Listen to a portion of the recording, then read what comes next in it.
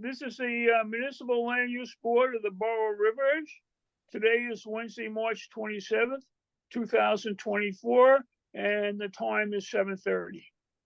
This meeting of the Municipal Land Use Board of the Borough of River Edge is being held remotely and recorded via Zoom due to the Borough Council Chamber's unavailability and is in compliance with the provisions of the Open Public Meetings Act and the associated regulations.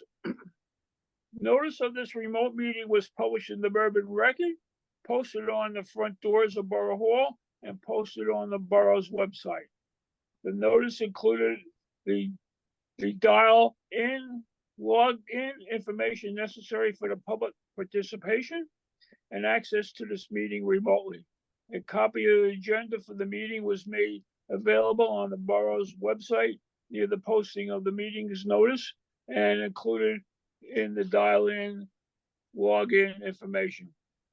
During the public comment period of this meeting, if you would like to make a public comment, please press the raise hand button on Zoom or dial *9 on your telephone keypad to raise your hand. The board will address you by name or by the last 4 digits of your telephone number. You may mute and unmute yourself by pressing the microphone icon on Zoom or dialing *6 on your telephone keypad. You must state your name and address prior to making a public comment. I guess we can go to roll call. Okay, thank you. Mr. Mayor? Here. Mr. Caslin is excused tonight. Ms. Boland is excused tonight. Mr. Merman? Here. Mr. Pepper? Here. Mr. Cray? We saw him. But I see him. He is here. Mr. Camigo? Here. Councilman Glass? He's also Here. Thank you. Mr. Gibbons? Here. And Mr. Bastide is absent today. Also present, Mr. Behrens and Zoning Officer Ducton.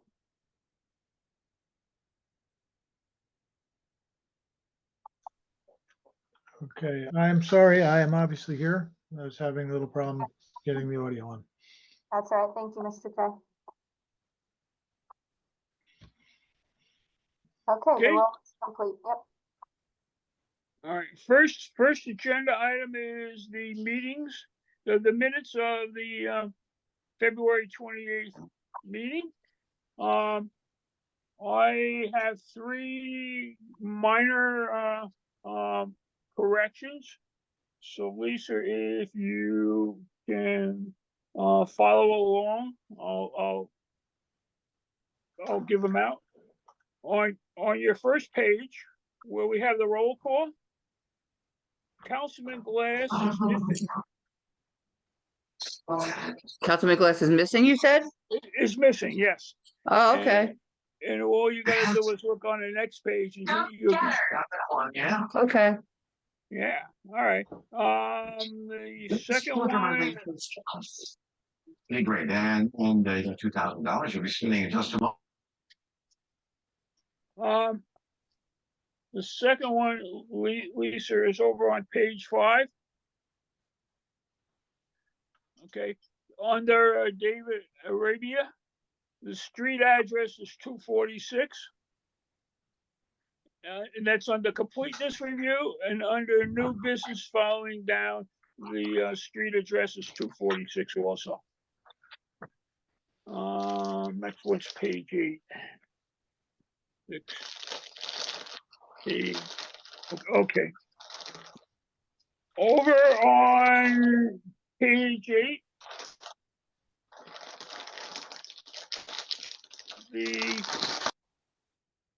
the first full paragraph starts out, Mr. Merman asked for a motion, and it goes on.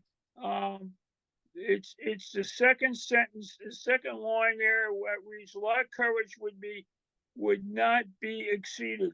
Mr. Acosta's comments will be incorporated, and in the word not, it should be Mr. Acosta's comments will not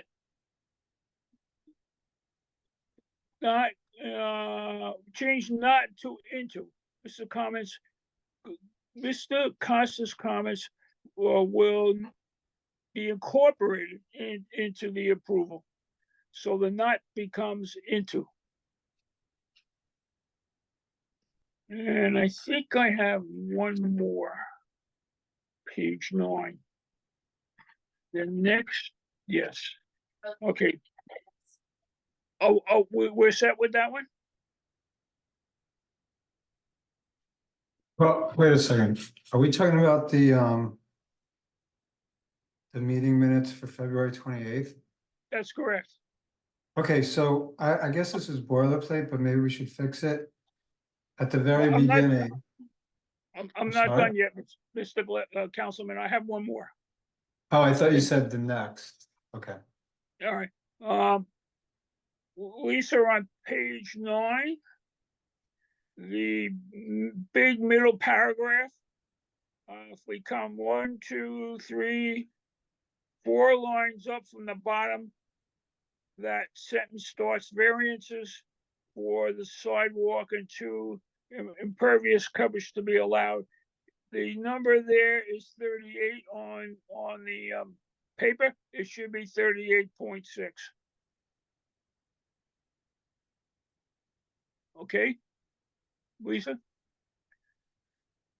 Yep, she's got it. She's got it? Can Did you, we I'm lose sorry, it? can you hear me? Yeah, I can hear you. Did you get that Okay. last correction, 38 to Yes, 30? yes, Okay. I did. Okay, very good. Okay. Sorry for the errors, but I was No, under the no, COVID no. plus the flu last week. I was a little under the weather. You were drinking the wrong scotch or bourbon, I guess. Okay, Oh, I tell you. Councilman Glass, you had a correction or a comment?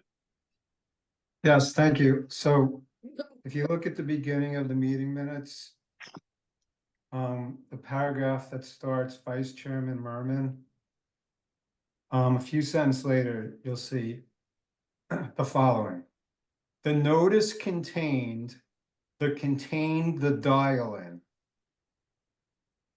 I'm guessing we have that as boilerplate. Let's just fix that. It's like in the beginning of every meeting minutes, I'm guessing. Yeah, but you want to correct that to what? I'm not sure what it's supposed to say. I think Me just, neither. I've been doing that the same way forever. it should It's say the way it notice. reads now, it reads, the notice contained the dial-in. So I'm guessing there's some kind of typo there.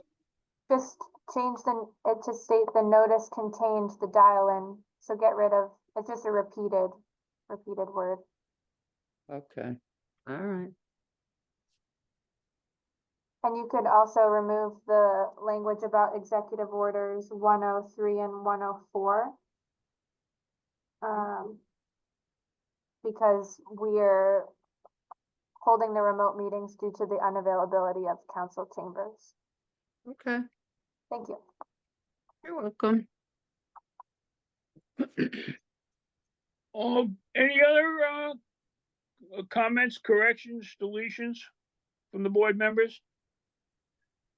Not hearing any. I'll look for a motion to accept them as corrected. So moved. Second. Thank you, Mr. Craig. Who seconded? I did. Okay, So I had the motion from Mr. Gibbons and the second. Great. Mr. Cray was absent that meeting, so we'll need a different second. Oh, okay, that's one reason. Sorry. Was it Councilman Glass? okay.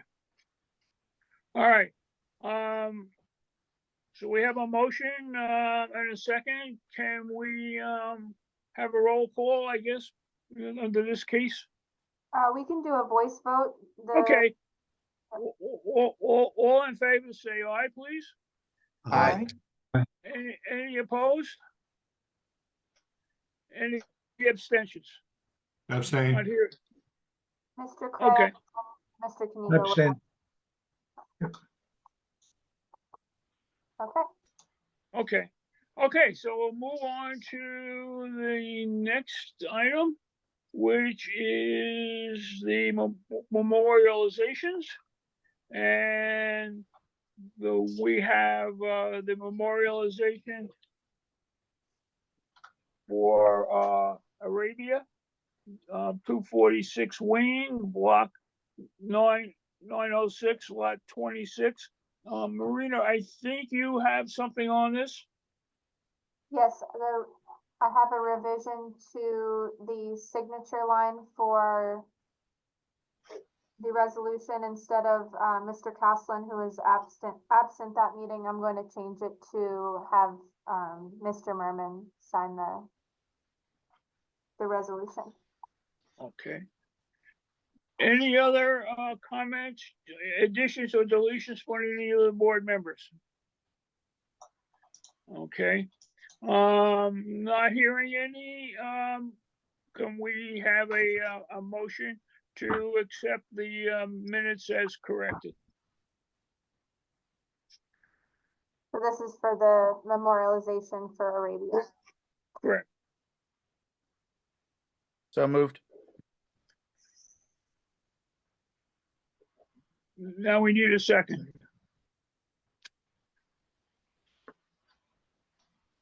Second. Thank you. All right, And I will only Who call, was that? that was Mr. Pfeffer, yes, a second, and I'll only call those eligible to vote. Mr. Mayor, Yes. Mr. Pfeffer, Yes. Councilman Glass, and Mr. Gibbons. Yes. Okay, the motion passes. I don't get to vote? No, because you voted, against the application. Okay, that's right, okay, got it. Very Marina, good. Marina, who was the second on that motion? Mr. Pfeffer, Thank you. All right, so let's move on to the next resolution, which Pasadena, 429 Windsor Road, block 809, lot 25. Do any board members have any comments, corrections, deletions on this resolution? Not hearing any, I'll entertain a motion.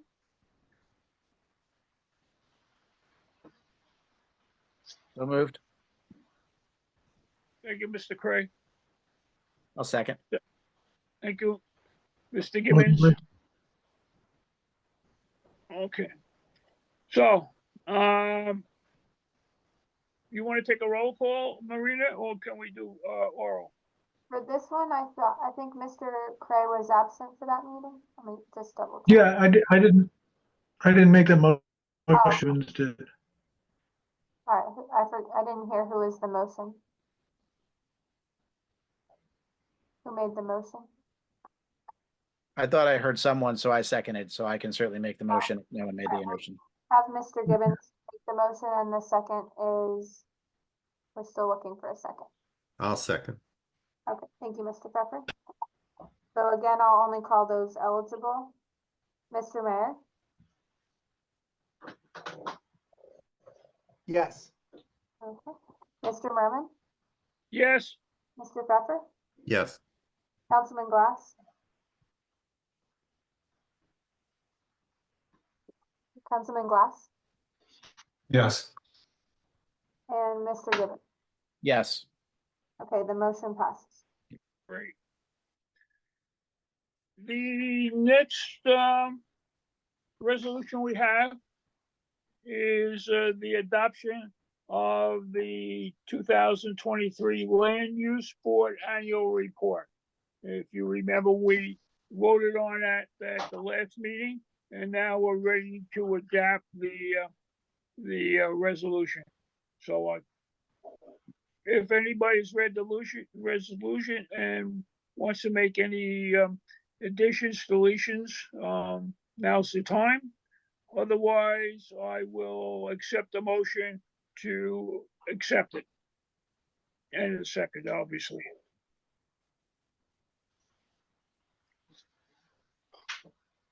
I move to accept the annual report as submitted. Thank you, Mr. Cray. We have a second, please? Second. Thank you, Mr. Pfeffer. Okay, I will, do a roll call vote because there are several members absent.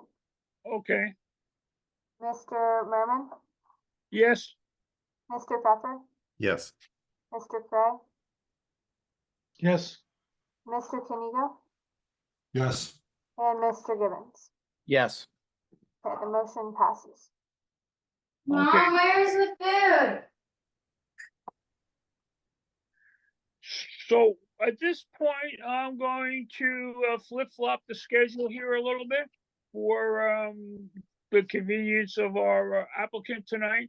So I'm gonna take the Suzanne Lacquette application ahead of the discussion of the board's discussion on the proposed ordinance.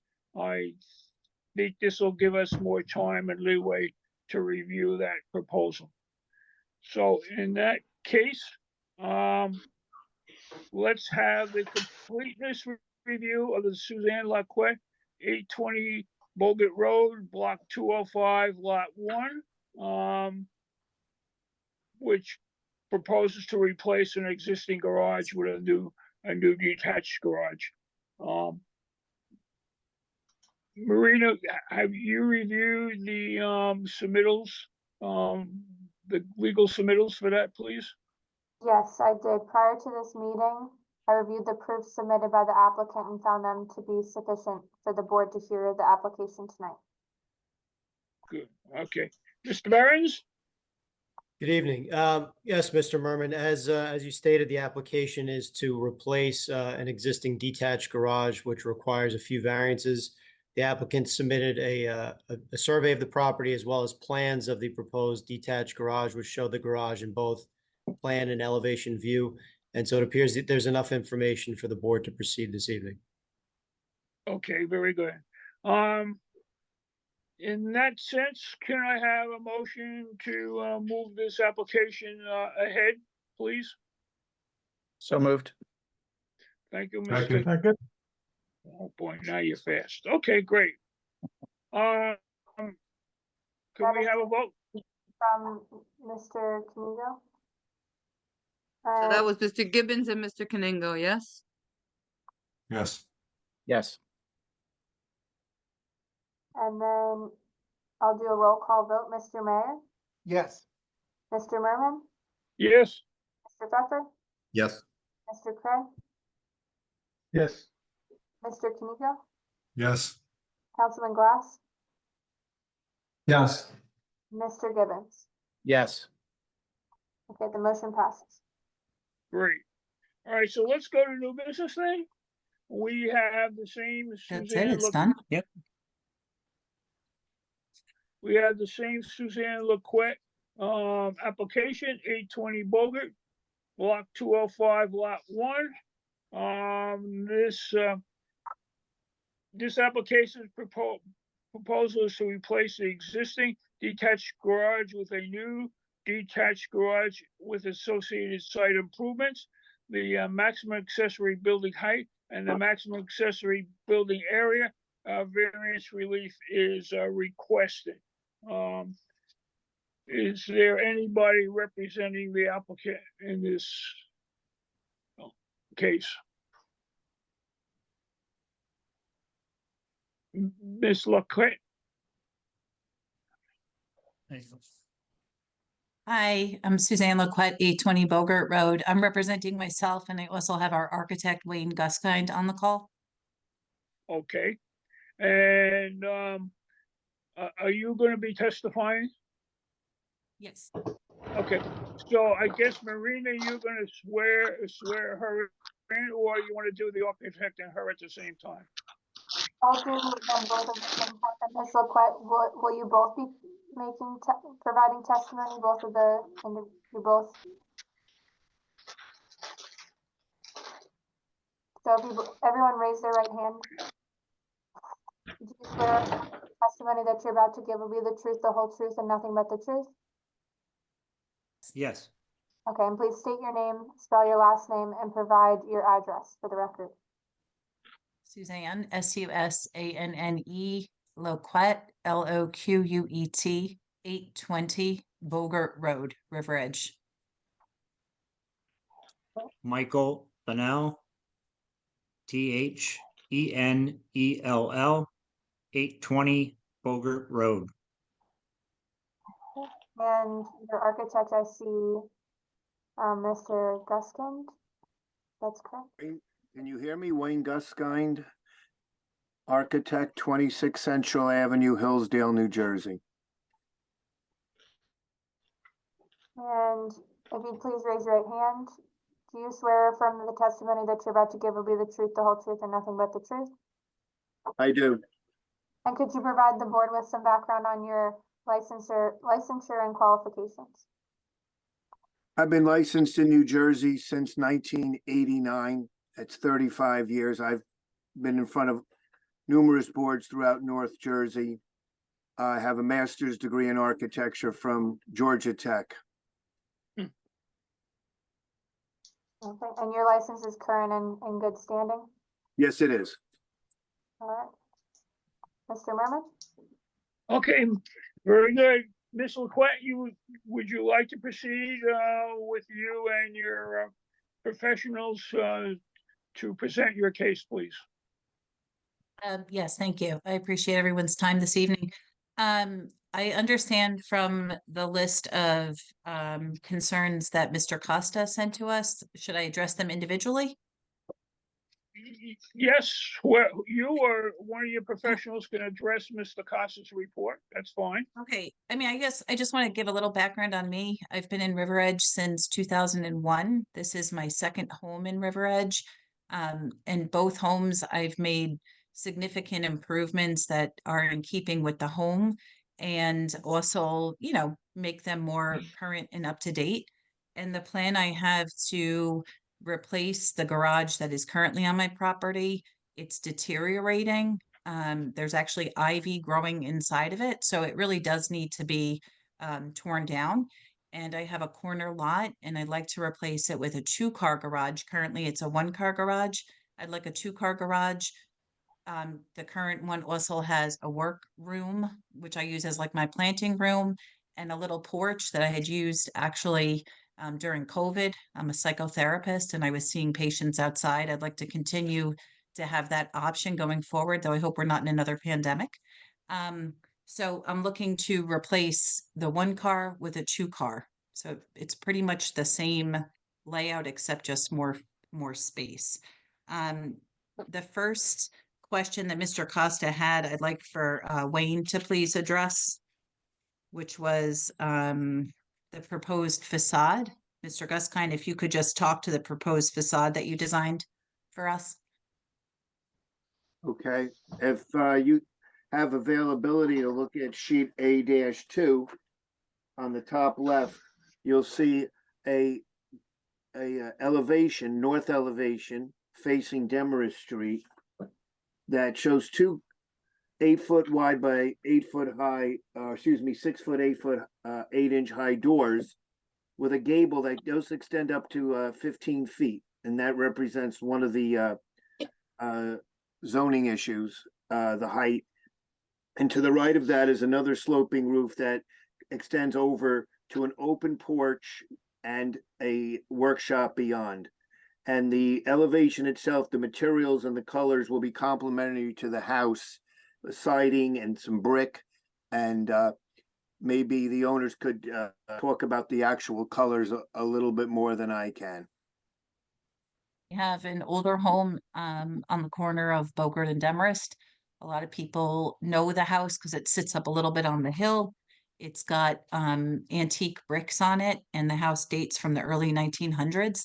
And my intention is to have the garage almost look like an outbuilding to that, you know, like a garage, but like in keeping with it, I have an idea of it looking a little bit like red brick, probably shiplap and red brick. it will really be in keeping with my house. I think that's all I have from you, Wayne, at this point. If I'm gonna look at Mr. Costa's questions, number 2, he asked for requested variances from the bulk. Is that what he wanted right here? Hold on one second, sorry.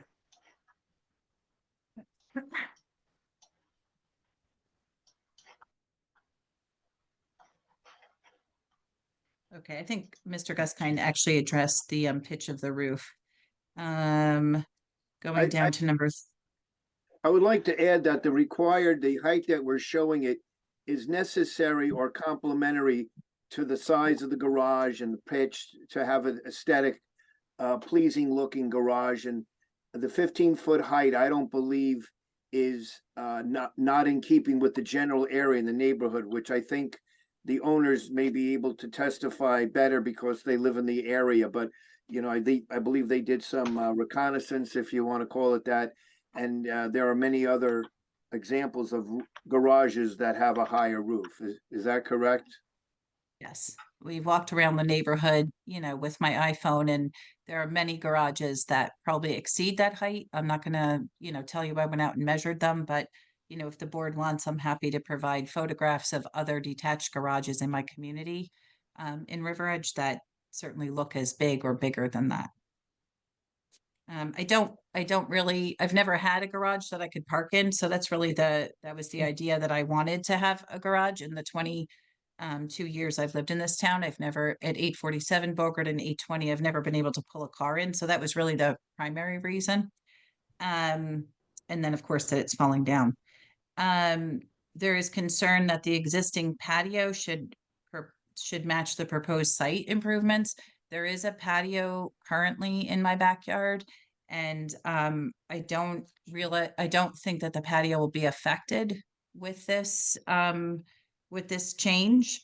Obviously I'll want to do landscaping, and I would make sure that it's in keeping with the appropriate amount of ground cover.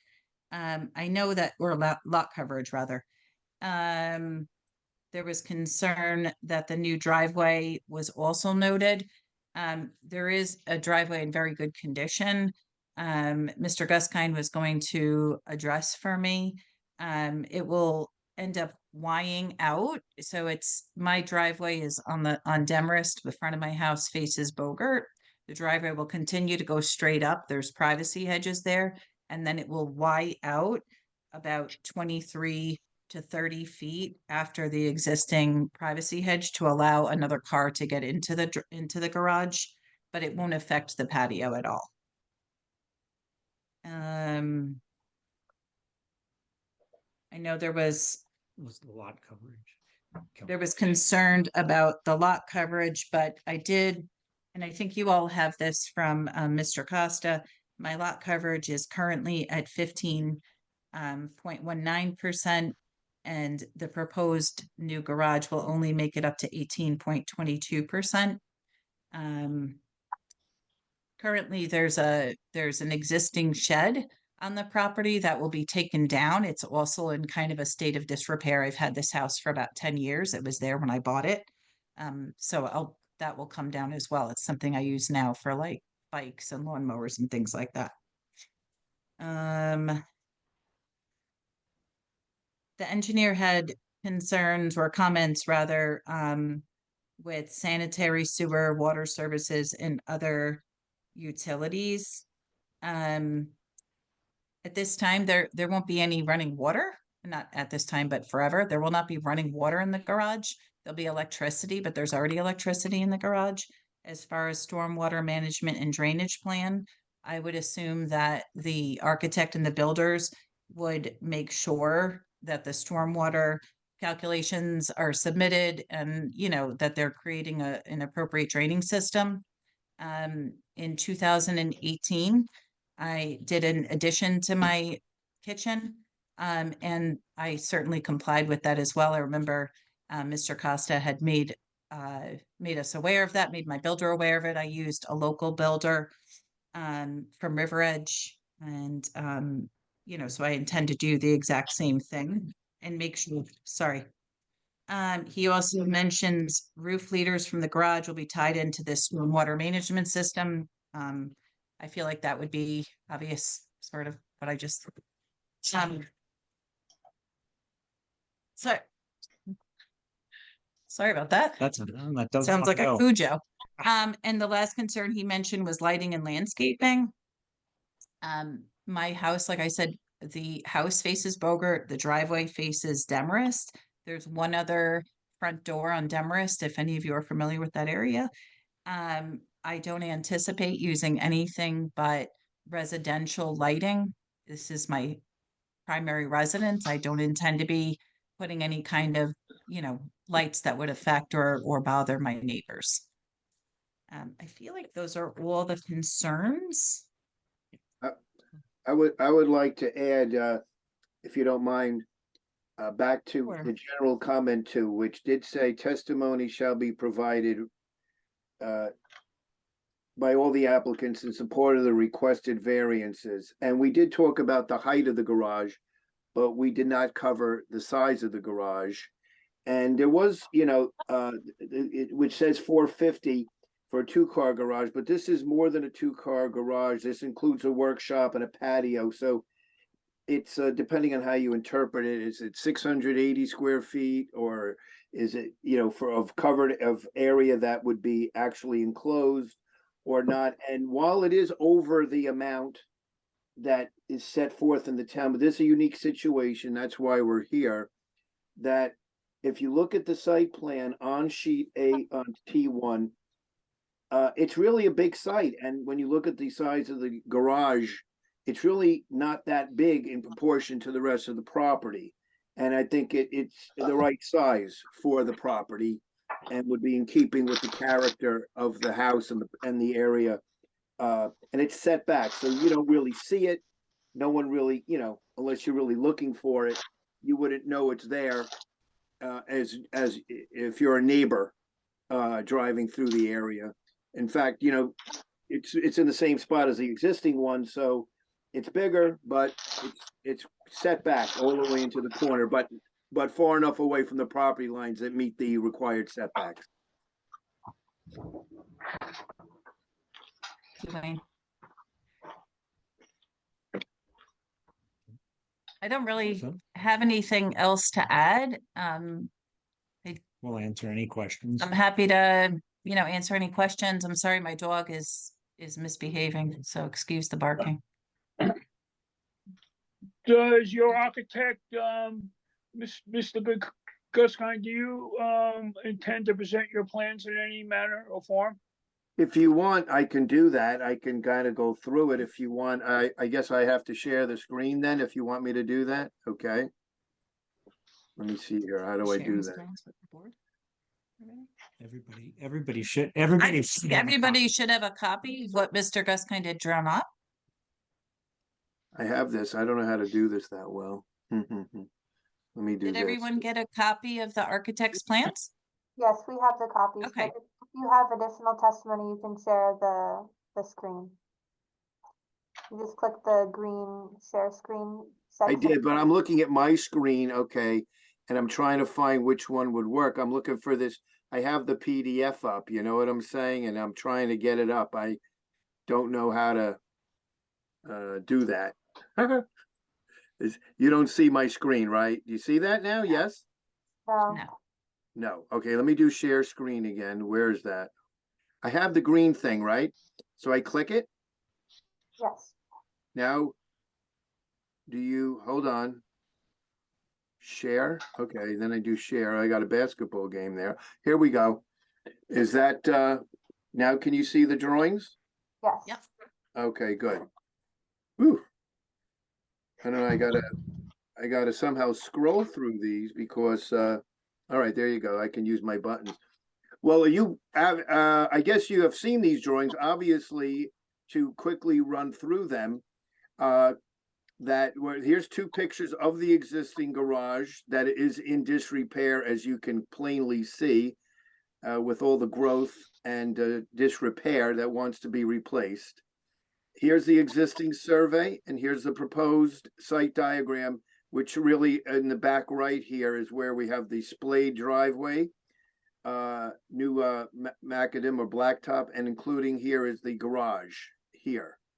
And here's these supporting zoning data, which has the 2 zoning variances here that are in the report. Going through the drawings, let's go through them real fast. Here's the foundation, block foundation. And here's the first floor, which shows the 2-car garage coming in. There's the workshop. Here's the covered patio with a support post here. This is a roof plan that has 2 skylights, and there's the skylights inside the space. Here's the 4 elevations. I mentioned this one when I did some testimony. That's the main look of the garage and the 15-foot height.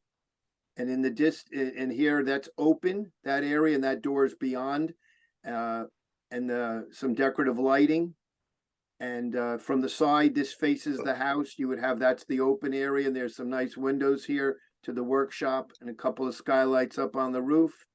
And these 2 sides that are kind of a little bit unadorned, those are the sides facing the property lines that you don't really see. There's only a 4-foot area behind those areas.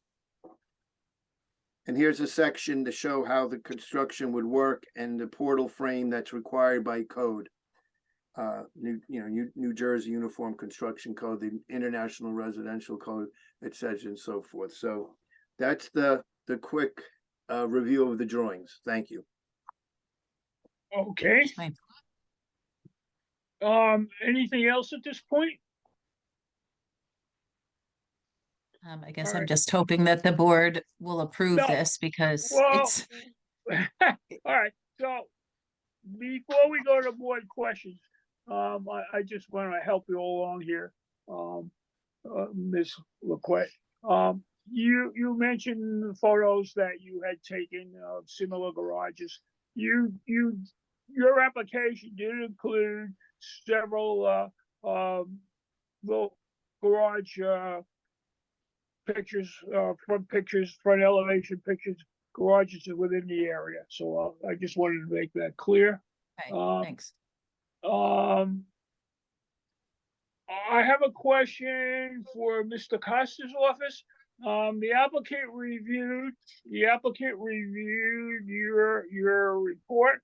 Do you have any questions, comments, anything you want to add? Mr. Merman, Mr. Costa's office is not here tonight because Mr. Costa owns property within 200 feet of the application. All right, so all right, great. So neither Jason or Greg are here then. Okay. So then I have to assume, and it looks like as I followed it, you covered his comments. So, Now, at this point, I will open it up to our board for questions or comments, and I'll start with Mr. Pfeffer. Thank you. Forgive me if I missed this. I didn't quite hear. What is in terms of square footage, what is the amount of additional land coverage for this new garage as compared to the old garage? I can answer that. The old garage was 374 square feet. This one is 750 if you include the covered patio. So it is, in effect, twice as large. I see. And would that 750, would that include the driveway, or the driveway is additional to that? The driveway is additional to that. But that would be lot coverage, not building coverage. Right, right. And is the driveway being widened? Yes, to accommodate the 2-car garage. Right now it's a 1-car garage, so the driveway has to be widened so that 2 cars can get into the 2-car garage. Right. Okay. If I might answer, it's not going to be widened at the base. There's, it was just redone a few years ago. There's Belgian blocks that line the beginning of it, so it'll continue to go up, and then it will Y out. It even looked a little bit bigger in Mr. Guskind's drawing. That's our intention, is for it to be, you know, as small as we can, because I like my backyard. Yeah. And is that the material that's closest to the garage, is that just asphalt, regular? Yes. Okay. That's all I had. Thank you. All right. Mr. Cray, do you have any questions or comments of the applicant? Yeah, I guess just one really, the 15-foot height. There's no pragmatic reason that that's required. Is that correct? You're just doing it from an aesthetic standpoint? Otherwise, it would look like a flat roof. And actually, we were able to bring it down to 15 feet. Because if you looked at the angles of the roofs that Mr. Guskind made for the little workroom off of it, he had it built into that. Otherwise, it would have been higher. We were trying to be very conscious of the fact that, you know, the house is a little bit on an elevation already. But it's really for aesthetics. A flat roof just Right, wouldn't. that's what right, there's no pragmatic need for it to be at 15 feet, just an aesthetic concern. Well, there's Well, a also flat the roof, sky- Go ahead, yeah, I'm sorry, flat roof is not okay. desirable, but yeah. There's also skylights which want to be put on a certain pitch roof. You don't want skylights. They have the requirement for skylights, which I think is a good idea. And so as a result, you want to have a certain pitch. At 6-on-12, that's a pleasing normal pitch in this area. And like Suzanne said, we could have made this, which we didn't, like all the way up and down at that pitch, but we kind of went up and down and then had this softer angle that goes over the workshop, as you can see, which really softens the whole overall impact of the garage. Okay, but again, all right. I think I understand your answer. Thank you. I guess I Mr. also Ch- thought, just to add to Mr. Craig, you know, I have on the house already, I have 2 flat roofs off the primary bedroom, and you know, they're kind of not something I want to have again. They're really kind of problematic. Okay. I've had a lot of water issues with them, so I definitely wouldn't want to build a structure with a flat roof at this point in time. And it wouldn't look good with my house. I have like a beautiful old brick house. So anyway. Anything further, Mr. Cray? Okay, Okay, no, I'm good, thank you. all right. Mr. Chenango, Thank you. Why the skylights in the garage? Just to make it nicer inside? I don't know. Well, the other reason Save light. is that there's no we're not gonna try to put anything in there other than our cars, right? The skylights are just for natural light instead of always having to have, LED shop lights or garage lights on. That's it. Okay, if you got rid of the skylights, would the roof pitch be lowered?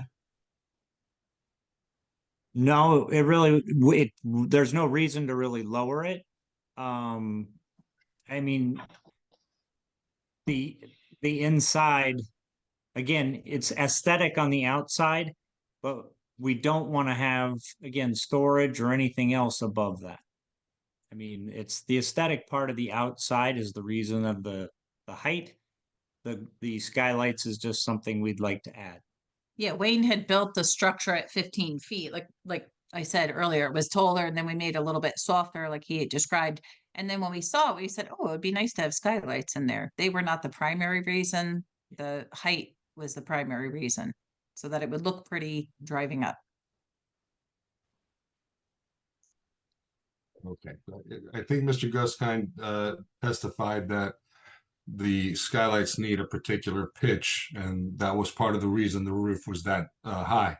And what I'm Yeah, asking no, it is, was the other way around. if you got rid of the skylights, could you lower the roof and still have, some semblance of the type of pitch you're looking for, but make it lower? That's my question. Of course, anything can be done. Yes, technically, or of course. And what am I going to say? It can't be lowered. I think the client, my client, would like to. Think it's 15 feet is about where it needs to be, you know, and in fact, we lowered, like I said, we had it at 16 or something, and we said, well, let's do it 15. I think that's a number that you do see in other municipalities. But I understand that the restriction here of 12 feet is, I think it, don't get me wrong, it's your ordinance, but it seems very low. And 15 feet is sort of what's in the area on the, in the neighborhood. It's not uncommon, but could it be lowered? Yeah, of course it could be. I'm not gonna sit here, I'm under oath. Of course it could be. Okay, well, I mean, you guys are asking for the variance and it's the town's ordinance that is, I think it's 11 feet. Is it 11? So, It was 11 or you know, 12? I'm just trying to vet, ways to make this happen for them. And I'd love to hear at some point from our town professionals as to what they think about this particular, question as to the height and what the reason for the 11 feet are, because maybe these reasons are antiquated and we have to look at this again. So I will say no further questions for now, but certainly I want to hear from the professionals at some point. Thanks. Very good. Okay. Councilman Glass. I don't really have any comments, Mr. Merman. I just want to share with the applicants, just a personal thing, not have direct bearing on the variances. And I see this all over River Edge, and just something I want to share with you guys personally. If you have a big car, like an SUV, and you have an 8-foot wide garage door, it's really gonna be difficult. That's why you see all over River Edge, you see these big houses, tiny little garage doors, all the cars are in the driveway. Just my 2 cents, want to share with you guys. You said your primary purpose is gonna be to put your car in the garage. I'm just personally concerned for you that if you have an 8-foot wide garage door and an SUV, it's gonna be difficult. Appreciate it. Thank you. I think there's a lot of potential solutions for that too. Yeah, I mean, yeah, a one car, a one door. Right. Again, it was whatever. That's the best. That's the best. Yeah.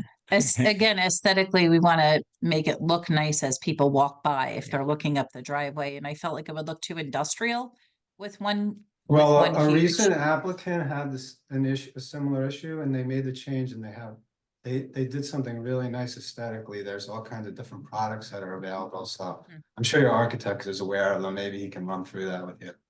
Again, it's just a suggestion. Thank you. You're welcome.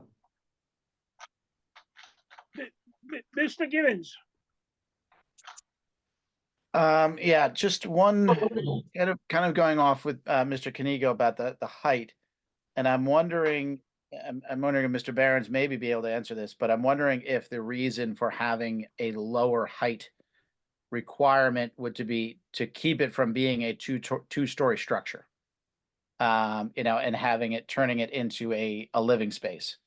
So I don't know, Mr. Behrens, is that something that you're aware of? Is that why we would have that? It'll just kind of lead into my next question / comment. Sure. I mean, it's part of it. I think it's, designed to be somewhat self-limiting in terms of what these detached accessory structures can be used for. And I think, frankly, where the dimensions come from probably reflects what exists in town. So you see a lot of these detached garage that were original to the houses on particularly the older areas of town. So I think it's true that obviously the lower the height of the structure, the less likelihood that there's, a loft or second floor space. I've actually been in some detached garages that have that in River Edge. And that might even be taller than that. But so I don't know if it's the exact reason, but again, I think the ordinance contemplates that these types of structures would be used for traditional amenities like garages, sheds, et cetera, with those limitations. Okay.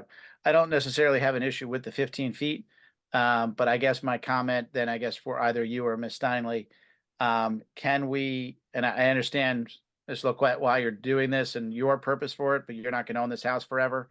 So I'm wondering if it can be stipulated in our resolution that it cannot be used for a living space, turning that area into a loft, can we put something like that into a resolution if they're amenable to it? Because again, I don't necessarily have an issue with the 15 feet. Seems like it makes sense. But again, at some point you're selling this house. Do the next people try to turn that into a loft? Okay, I'm I okay. think you bring up a very good point, and I think that was the other reason we were like, oh, let's just put in skylights, so there's like no worry about that. And I would be happy to put that in, and that whenever my house be sold, that it could never be used as a place. There's not going to be any heat in it anyway, but I'm But the happy next to have people that. could do that. Well, The next people could put in 100%. water, we 100%. still I have to am, look at down the road in 20, 30, 40, whatever it is. So Ms. Steinle, Mr. Behrens, is that something that we can put into a resolution? If I may, I would just suggest leaving the language at, the applicant agrees to not install living space, without obtaining prior approval from the borough. Just in case things change down in the future, I think that would be an appropriate, compromise. Okay. That was all my comments. Thank you. Okay,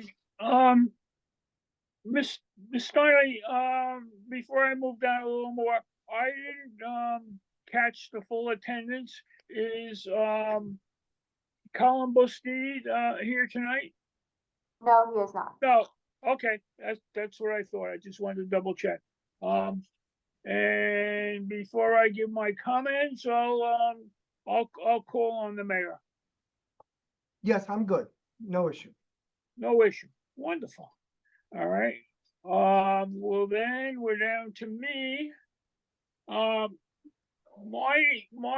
first of all, I think the presentation of the structure and the use is very functional and with a lot of thought going into it.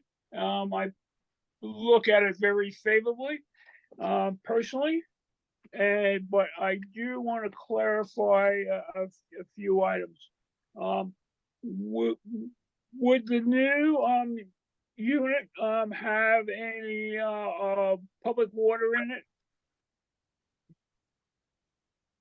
No. no, No. What about any cooking provisions? no. Okay. So is it safe to say that right now it's set up so that there would not in any way be used or easily converted to a dwelling unit? Correct. You are correct. correct.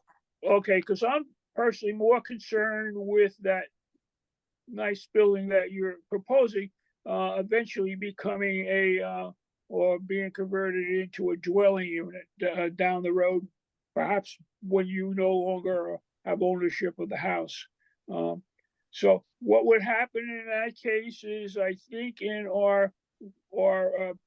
we should consider in our motion that the applicant understands that the Borough of River Edge, our code enforcement official, would be making periodic appearances, maybe annual or something similar, to make sure that that has not happened. That's fine. That's okay. Okay, so Mr. Merman, excuse me, that's already excluded by code for an accessory building. well, yes, that's true, but there are some towns where auxiliary. I'm just saying that use is excluded by the code already.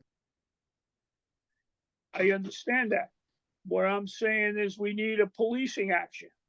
Like, if I can put it that way, because there are some towns in Bergen County, particularly towards the east, where these type of structures and particularly basements are at some point converted to another dwelling unit.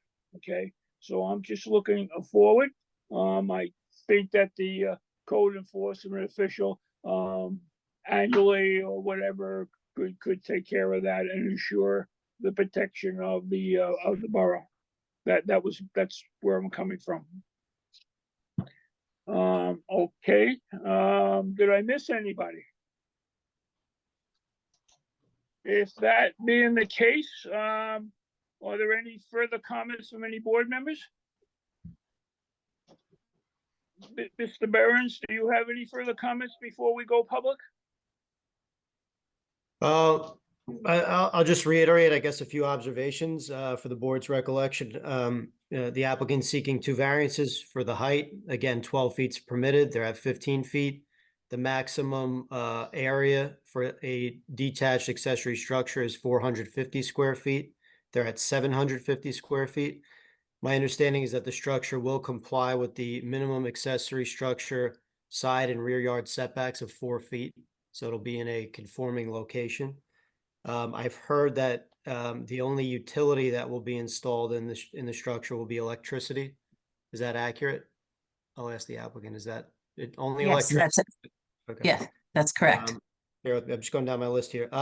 I believe the driveway, the maximum driveway width is within the maximum conforming width of 22 feet. Might even be slightly less as shown on the plan, but at least as far as a condition, that it not exceed 22 feet. And also that the driveway be located at least 2 feet from the side lot line as required.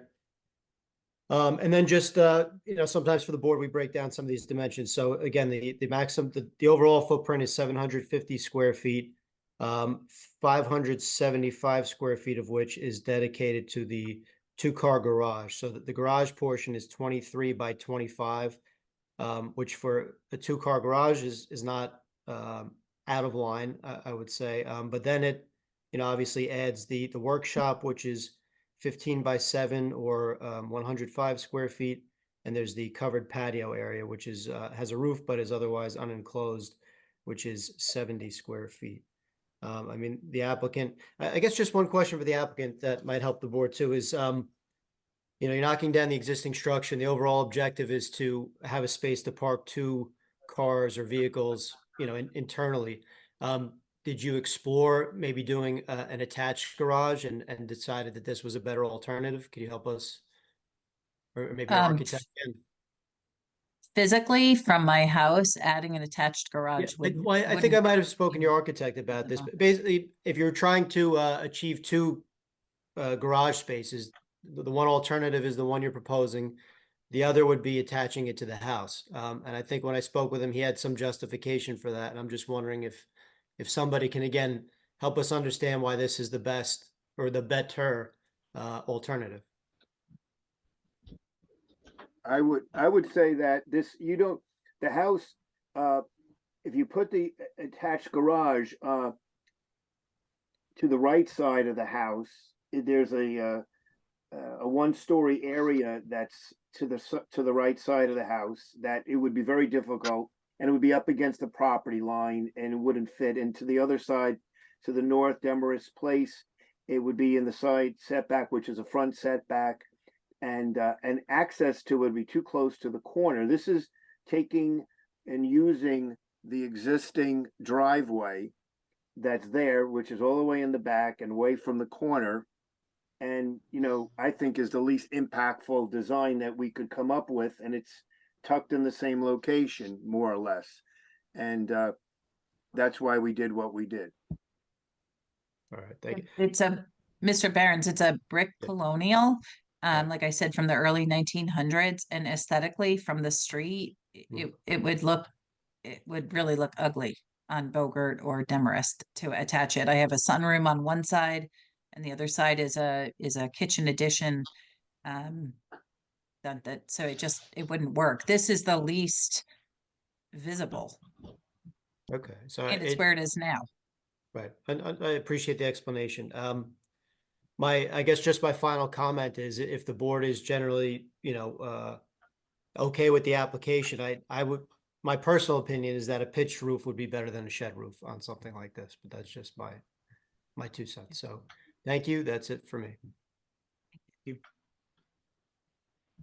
Okay, very good.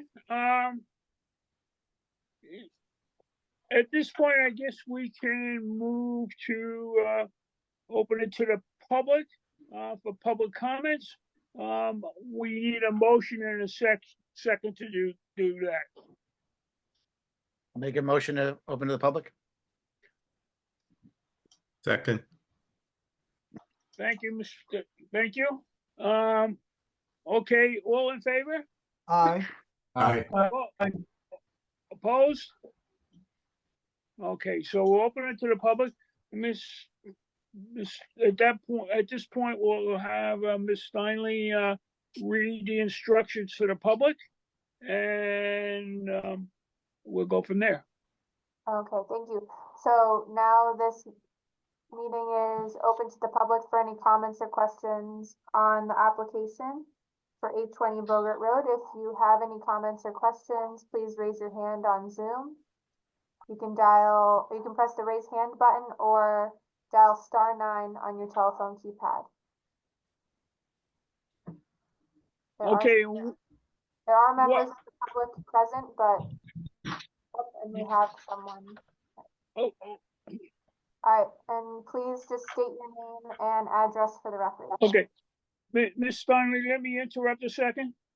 What I propose to do here tonight is we'll take all the public comments and questions at once, and we will bundle them together, and we will answer and address them all at one time.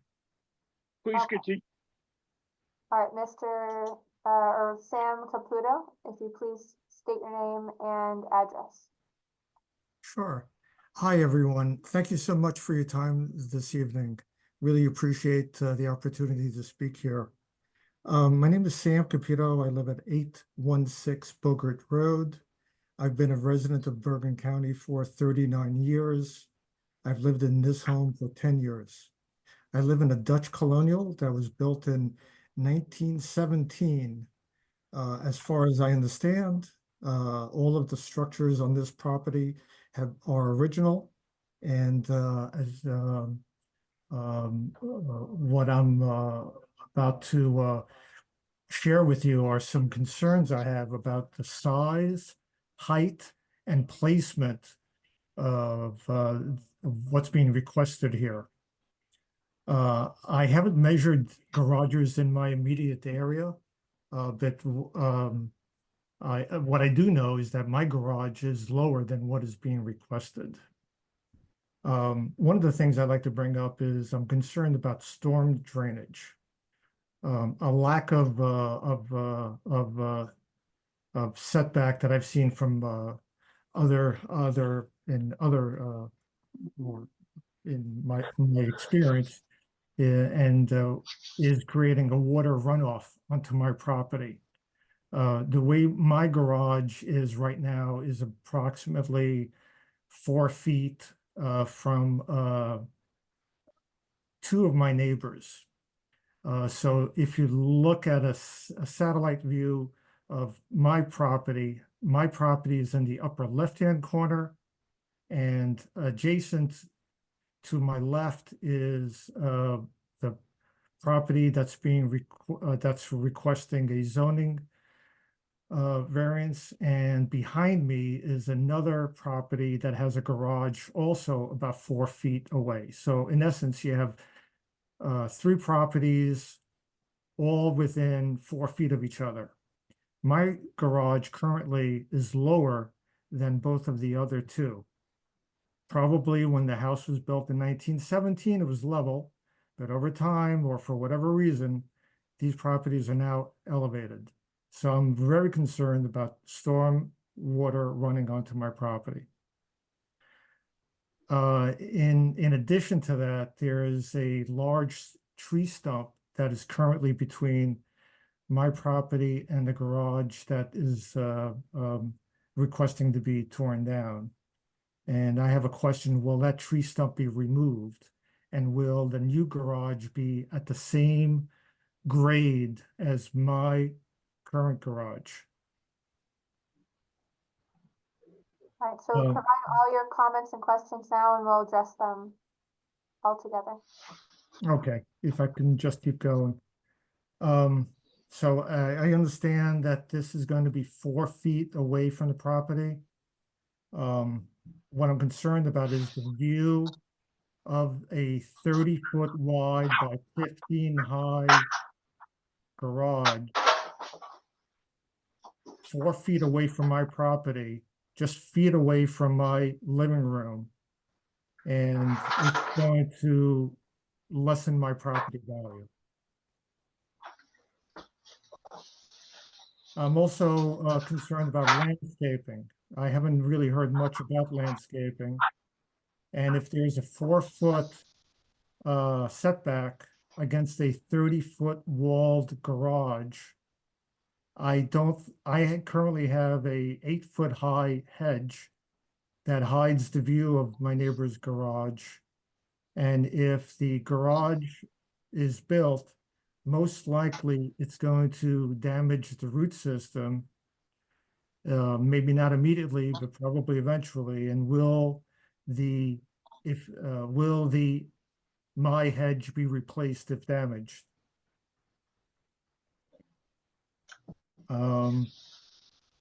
That's basically what I'd like to just share with this board, and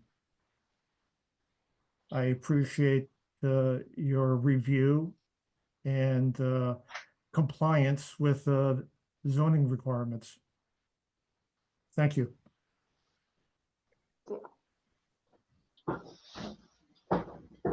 All right, anyone else from the public interested in making a comment, please raise your hand now.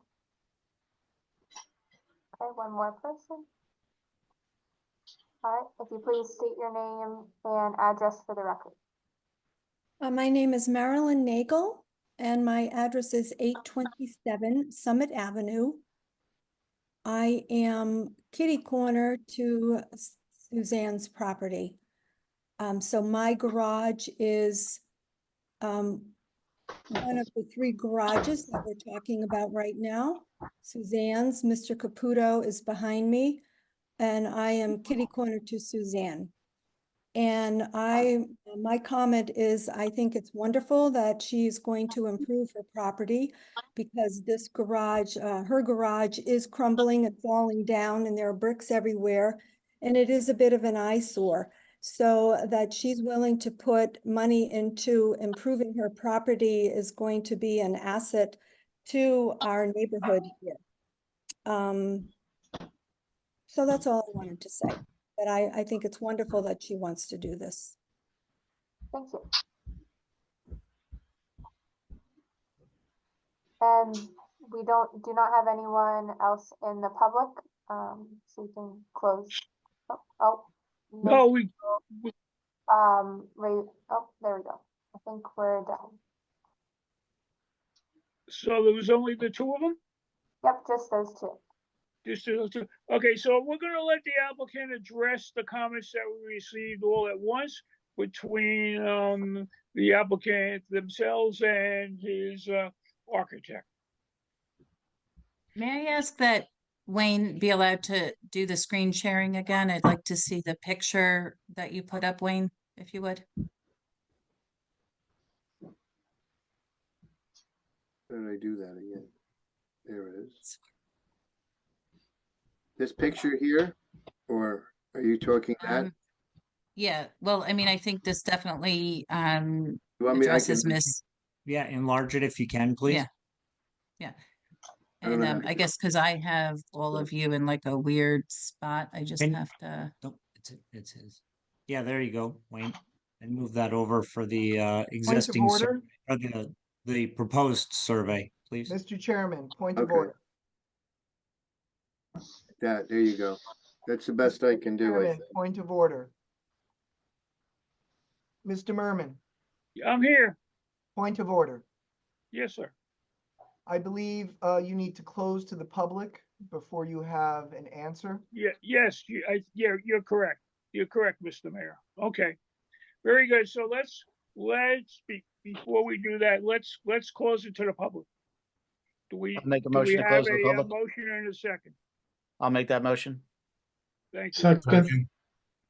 Correct. Mr. Okay. All right. All in favor of closing to the public? Aye. Opposed? Opposed? Any abstentions? Fine. Okay. Now,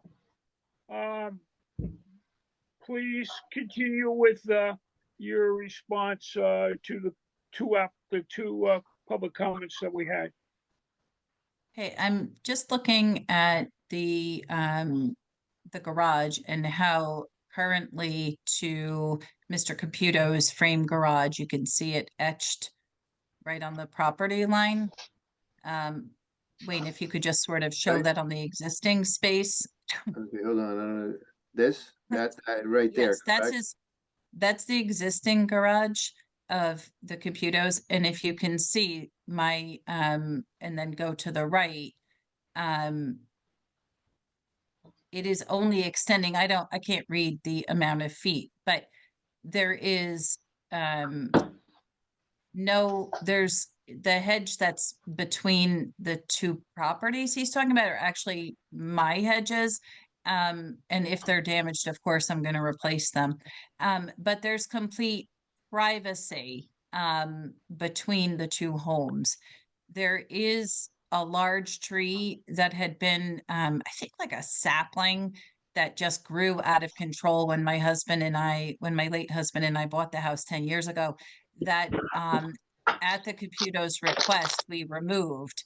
There will definitely, that stump will be removed. That's not even a question. As far as the Caputo's receiving any Ms. LaQuette, storm, yes. Mike Cray, I think you're still unmuted. What's that? Mr. Cray was still unmuted. We were hearing a lot of background. I wanted to be able to hear you. Okay. The stump was not able to be ground when it was taken down because of the weird location of the tree, but it will obviously be taken out during the construction of the new garage. As far as being 4 feet, he mentioned being 4 feet from two of the neighbors. The way that I read the land survey, my existing garage actually conforms to the 4 feet, and my neighbor, Mr. Caputo's, does not conform to the existing 4 feet, nor does his macadam driveway. And it's never been an issue. It's just been the way it was, but his macadam goes all the way up. And if you look at the dotted lines of the survey, they're actually not the required feet from my property line. And they're exactly right on. And in fact, in some ways it meanders over to my property line. As far as landscaping concerns, I believe he probably didn't hear in the beginning, but obviously when this construction is done, I love my backyard. I have dogs. The landscaping will be improved. In fact, in 2020, between the Caputos and my house, I replaced all the existing shrubs and put in some beautiful arborvitaes. So yes, I will be landscaping at the close of this project. As far as bringing the garage down to his level, I don't really know. I can't really speak to how I would do that. I know that the Nagels property, because of the way these 3 garages converge, I have been back in that area. There's a lot of poison ivy back there. I don't know that I could lower mine. It doesn't really, I don't know. I'm not obviously in the construction business, but I don't know how I would lower the grade of my property there. It doesn't really make sense. But I would imagine there would have to be a concrete foundation for this project to begin, and there would be the removal of the stump. And I mean, wouldn't there be like a little bit of a wall or something with the concrete? We would be willing, I know that Sam has actually, Mr. Caputo. Mr. Caputo has cut down where it is now, the land, just so it's about 16 inches, right? And he shaves that because there is natural runoff into his garage, being well within that 4 feet. But we would be willing to do some kind of a little retaining wall or something to make sure that that doesn't happen anymore. And he has, you know, that issue we could help him solve. So Okay. we'd like to work with the borough engineer regarding any stormwater management or runoff issues that arise. Yes, we did discuss that earlier. Thank you for bringing that up. And as far as you know, his living room being able to be visible from it, his home. And again, I'm sort of like spitballing for feet, but Wayne, how much does I can't really see, and I would like to make my I can make my computer bigger. His house has many feet from there. I'd have to look, well, We can just say the shed is in this. They're looking at an old shed that's on my, if you look at the land survey, there's an old frame shed that's going to be taken down. I mean, that's pretty much an eyesore too. I mean, I had vermin in the garage very recently. I mean, this is only going to improve as far as it bringing down his property value. I think it would do just the opposite. I think, as my neighbor, Miss Nagel, said, I think it will actually improve the property values in this more historic area of River Edge. I think I addressed all of his concerns. Okay. As far, yeah. Would the architect care to add anything else, perhaps? no, I think, Oh. do I have to click on? No, I think Suzanne covered it all very well, and, I agree with her that this would be an improvement to the neighborhood. And I think anyone, here in this meeting can see that. It's pretty obvious compared to what's there now. Okay, very good. Anything further in rebuttal? No? Okay, let me just add for the record, since Mr. Coster is not here, or a member of his office, his report, and this is for Mr.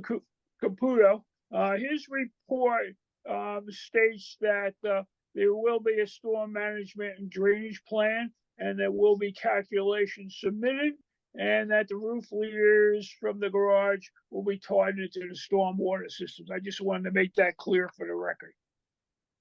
Okay. Are there any additional questions or comments from the board members?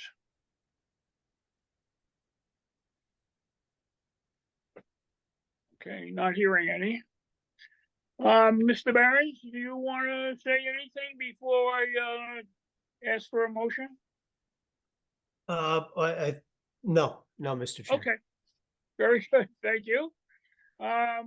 At this point, I think we're ready for a motion regarding this application. I'll ask for a volunteer. I'll volunteer. I would make a motion to approve block 205 lot 1 for the 2 variances for the total garage size and the garage height, with the one stipulation that they agree that it would not be used. I'm not sure the wording that we should use, but not be used for habitation. I'm not sure the right word to use there, Ms. Steinle, but as discussed before. I believe the language was that the garage space would not be converted to a dwelling unit without prior borough or board approval. Perfect. Thank you. And the applicant also agreed to comply with the recommendations in the borough engineer's report. Yes. And there was two additional comments that the code official could inspect the garage periodically for dwelling units, and that the maximum driveway width would not exceed the borough code requirements and would of 22 feet, and then that the driveway would remain at least 2 feet from the side lot line. Yep. I'd accept those as our motion. Is there a second to the motion as just made? All right. We need a second, fellas. Second. Thank you. All right. I guess we can go to a vote. Ms. Steinle, you want to take the vote, please? All right.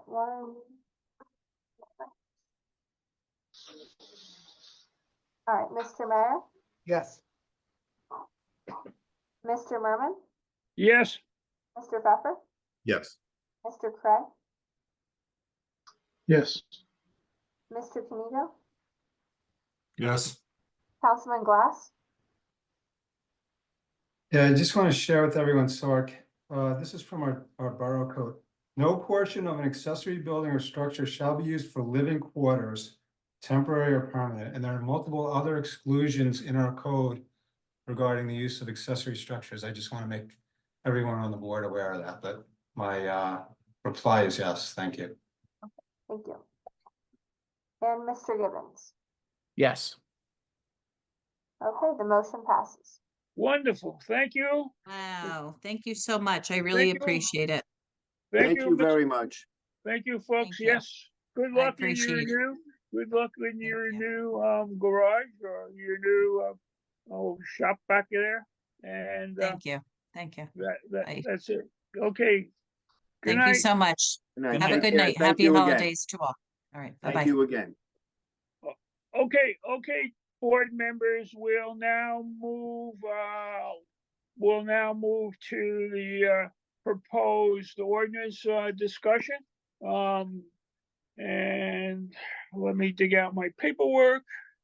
Okay. You just want to make sure who's here, Ms. Steiner. You want to just take a roll call so we know at some point later. Yes, we still have everyone who was previously present, Mr. Cray, Mr. Gibbons, Councilman Glass, Mr. Canigo, Mr. Pfeffer, Mr. Mayor, and we also have Tom Behrens and Steve Depkin, our zoning official. Okay, great.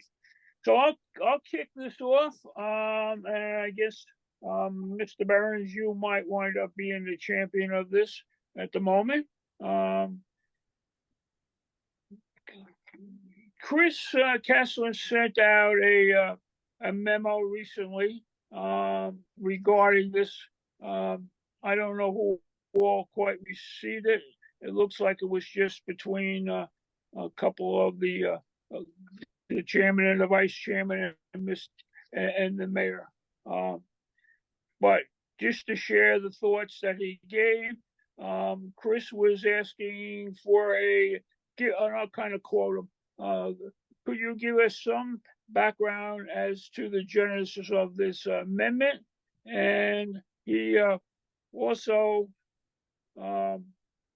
had some suggestions that might be other things that might go into the consideration overall. And one of those being we revise or have a suggestion to revise the board standing committees, and they were set forth into new construction, signs, and ordinance, which we called legal.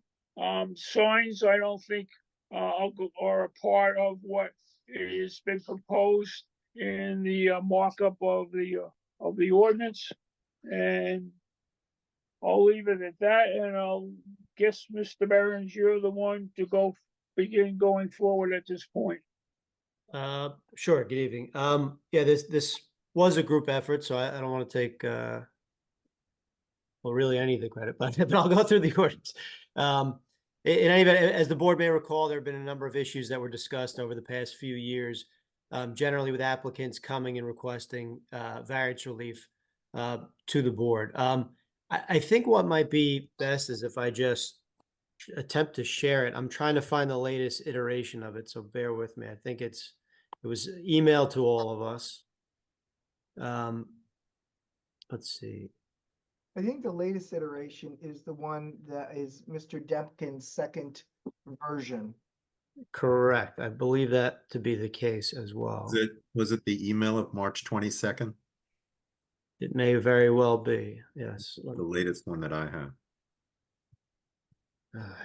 Just bear with me one moment. Yeah, that's what I have as well. It came from Mr. Alter. Right. Maybe that's why I'm missing it. I sent the version out on the 25th. Okay. Just give me another 30 seconds and I'll get there. Yeah, received on the 25th, correct? Yes, okay. So I will attempt to share this. And so there are two documents. One are the proposed zoning narrative changes, and the other is the accompanying revisions to the borough's bulk schedule of requirements. Okay, I finally got it. So I'm going to share it. All right.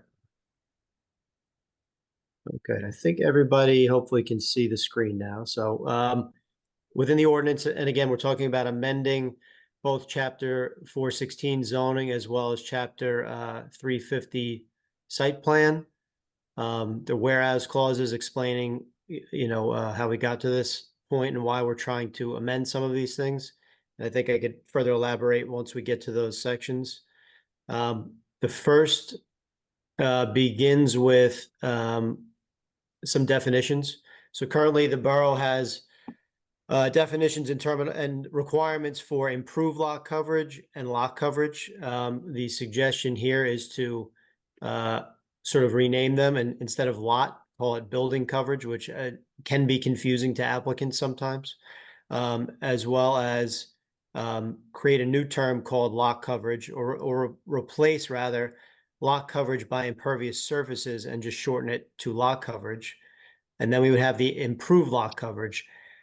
I think we do have to take a look to see if we need all three, and it may be as simple as just keeping building coverage and lot coverage. We'll have to cross-reference the ordinance because in the bulk schedule, I think we're now only regulating building coverage and lot coverage. So I'm not sure improved lot coverage is needed anymore. But in any event, we did clarify that coverage beyond building coverage now includes things specifically like walkways, decks, patios. The board determined that swimming pools, both in-ground and above ground, should also count toward lot coverage, which, is frankly a policy decision, as well as sport courts and other man-made improvements. So, there's a realm of possibilities and new things coming out every year. So this seems to better capture what the typical things we see in River Edge are, but also leaves a little room to, for anything else that might arise. And again, I think we just have to look at those three and see if maybe we only need two and also just cross-reference the ordinance one more time. We also have this new definition of yard amenities, and the one issue that the board has had for the last couple of years are individuals and developers basically maxing out their lot coverage or improved lot coverage with the house and the driveway, and they leave no more coverage left for typical things like patios, sheds, decks, et cetera, in the rear yard that you would come to expect in River Edge. So the idea is to, one, define those things and also to create a reserve 5% in each residential zone, essentially, that there'd be some dedicated space for these things so that there'd be guaranteed area to include these things. And that if an applicant were to come to the board with a new home, you would say, well, you've got that amount. What's your justification for, exceeding that 5% grant?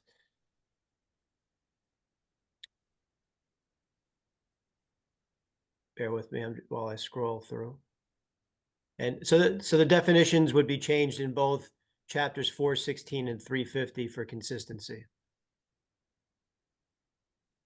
We have this provision about corner lots, which just helps to state what it is or help clarify where the words or more are included. So I'll read it. A corner lot shall have 2 or more front yards facing upon street frontages, which means that a corner lot could have 3 frontages, which happens in some cases. And in this case, it maintains it says the frontage exposure with the street address dictates the rest of the yard. So for instance, if you have a corner lot, both frontages would be front yards. The yard opposite the address or typically the front door would be the rear yard, and the remaining yard would be a side yard. I've questioned whether or not there should only be front yards and side yards, as we see in some ordinances, which would actually help a lot of the corner lots in town, particularly the older areas of town, because I think we had an application recently on, might have been the corner of Kensington and Bogart, where just these houses were developed with non-conforming rear yard setbacks. So anytime they want to do any sort of addition, they have to request variance relief. Because the minimum rear yard requirement is 25 feet versus the minimum side yard requirement of 7.5 feet. Again, some towns do it this way. Some towns do it where they have 2 front yards and 2 side yards. My opinion, from what I've seen, it may be a chance to help some of those corner lots, which there are quite a few that have existing non-conforming conditions and almost in all instances require variance relief to do any sort of addition. So just a thought. Mr. Chairman, do you want me to ramble on or do you want to stop at each? No, this is very important. Give us all the info that you have so we Okay. can work with it. Yep. All right. Will do. Okay, so then we go to section 6, which is this provision of relaxing the front porch encroachment into front yards. Currently, as you may recall, we allow for an encroachment of up to 5 feet, not to exceed 35 square feet. And again, that refers to a front porch or a front portico. As it currently reads, we're talking about increasing that to a 6-foot encroachment, not to exceed 42 square feet. I think there was an alternative scenario where the board discussed, wanting to encourage front porches. So they were okay with the 6-foot encroachment and may or may not have wanted a limitation with regard to square footage, meaning that you could keep it at, let's say, 42 square feet, or do something like let it, be the length of the house or something, subject to meeting all lot and building coverage requirements. Again, a policy decision. In any event, I would concede that the 35 square feet is small by modern standards to accommodate a modern front porch or portico. So at a minimum, I think the 6 feet, 42 square feet is headed in the right direction. And again, it's a question of, do we want to allow the encroachment for a full-blown front porch, not to exceed 6 feet into the front yard, not to exceed 1 story in height could be one alternative. We then go to section 7, which is the maximum lot coverage portion of the code. And here it introduces that new concept of requiring that 5% of the improved lot coverage in each residential zoning district shall be reserved for yard amenities as defined in this chapter. Again, I think we just have to look at, improved lot versus lot and just make sure that all works well together. And I do think that we're talking about yard amenities, particularly in the rear or the side yard, and whether or not that requires further clarification. Section. If I could just jump in real quick, Please. we had discussed labeling the labeling the yard amenities as exclusive to the rear yard, but I proposed to just label it as a yard amenity, just for the possibility that yard amenities could apply to corner lots that might not have a rear yard per se, that's Yeah, why I wanted to keep the language more general. Yeah, no, and that makes sense. That did occur to me too, and especially if we get into a scenario where we eliminate rear yards and you only have side yards, so that absolutely makes sense. I guess my thought, just to make clear that it's not intended for the front yard and that it's necessarily for those accessory features, which the definition does talk about. Again, we're referring to the definition of yard amenities, talks about accessory buildings or structures and lists what those are. And there's other regulations that say, well, that of course those things have to be in the rear or the side yard. So if you follow that logic, that applies. I'm sorry for skimming all over the place. I forgot that everyone was looking at my screen. Section 8, the Borough Code currently has no regulations specifically for air conditioning units or generators. And so we typically default to the accessory structure requirements, which as you may recall, have minimum 4-foot side and rear yard setback requirements. So I think it's important that we start, regulating those just so people understand that, they're not allowed in the front yard, or they shouldn't be, in my opinion. And again, that they have appropriate setbacks. In some towns, they'll say that generators need to be a bit further from the lot line, or that they can only be in the rear yard, for instance, not the side yard. And then we've added, I guess, to the term accessory building or structure, pools and sport courts. Now, I guess, Marina, the term seasonal, would that mean temporary? Oh, this is not intended to include, excuse me. Yeah, Excuse me. Okay, I apologize. Got it. Okay. So it's in one space, the ACs are intended to not include, and they're included. So I think we just have to clarify that, but I think we know the answer to that. Meaning A and B includes 5 air conditioning units and what follows in both. So we should clarify that. Yeah, there's one question I have on number 5 where it says in Mhm. generators for a residential building for non-residential buildings. I'm not sure what that means. Oh, I see. Sorry, go ahead. So when I was putting it together, I was trying to have multiple options for the board to pick, but I think that's just a typo. So maybe I think I might have meant to put just for non-residential buildings as B5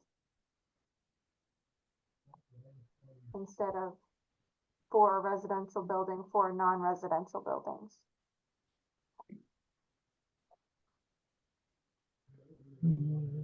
So A5 is for residential buildings, and then B5 would be for non-residential buildings. Got it. Okay. Okay. All right. I guess my comment would just be, while we're on that, just to make sure that there's some setback provisions. In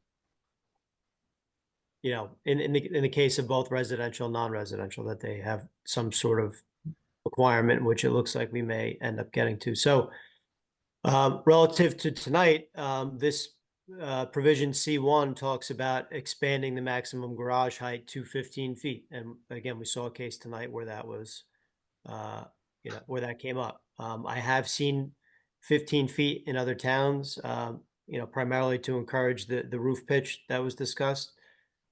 We would still, in this case, maintain the maximum 450 square feet, which for a 2-car garage is on the low end. You really want probably more of like a 22 by 22, which may be about 450. Let's see what that. Yeah, even that's a little more than 450. So in any event, the garages, it's something for the board to consider, allowing them a maximum 15 feet height. I think most single-family properties in River Edge probably could not accommodate a detached 2-car garage. The property we looked at tonight was over 12,000 square feet, so it was a bit of an anomaly in that case. We have a provision that requires no accessory buildings be located closer than 5 feet to a single-family dwelling. And that more or less sums it up. I will go now to the, bear with me while I stop sharing, to that other document, which I'll spend maybe just another 2 minutes on.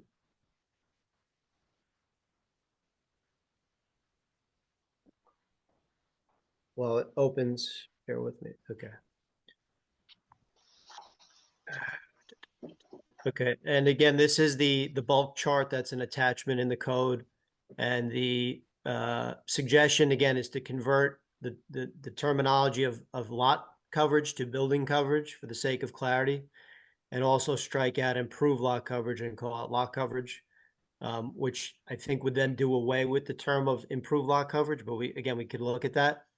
And then there's a separate column attributed to this new concept of yard amenities, which would allow a maximum of 5%. I think one thing we have to clarify is whether or not the 5% would be in addition to the 35% or if it's included in the 35%. I know at one time as a board, we did talk about maybe increasing the maximum improved lot coverage for non-conforming lots, meaning smaller lots that were, let's say 5,000, 6,000, or even conforming lots at 7,500 square feet. So those were things we discussed. I don't think we ever came to a definitive answer, but with that, I will stop sharing.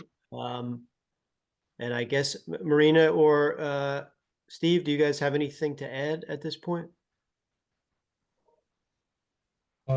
No, I think you covered everything that I saw, Tom. I think, but when you brought up about the corner lots that had, no backyard, maybe a thought would be to divide that property into quadrants, and it would be the back quadrant that doesn't touch a street.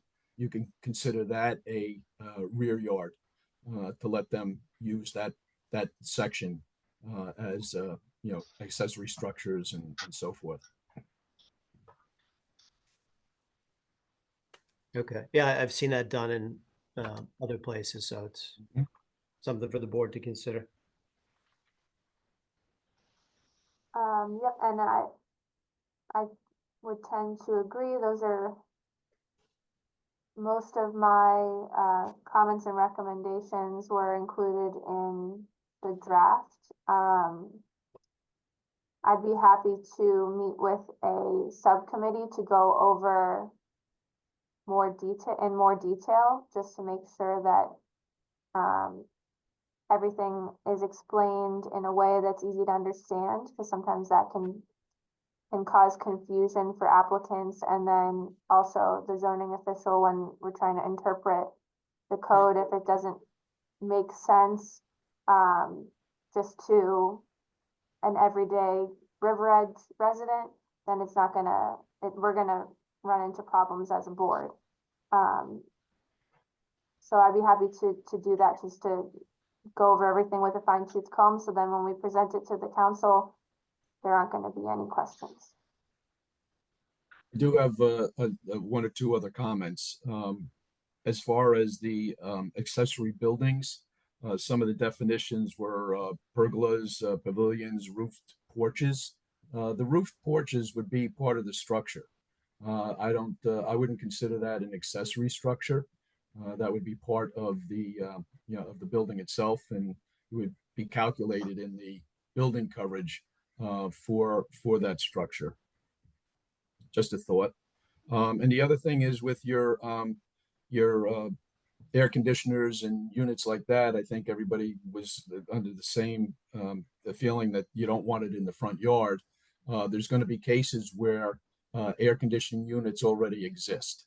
And if maybe you want to put in the fact that, if they're going to be there and they're going to be replaced, you don't want them to redesign the air conditioning system just to get it out of the front yard. Suggest that it would be screened from view from the street, so it gives you a better view of the property from the roadway. And the generators, I've seen in the past that the generators, we get complaints about the generator going on. They have like a test mode and the sound of the generators. So maybe you want to think about having a distance from the property line, but also a maximum distance from the structure. So it keeps it close to the structure and not say in your backyard, where it would affect neighbors and might not affect you at all. So I think maybe you want to give thought about those two dimensions. And right now, other than that, I think that's everything else has been addressed.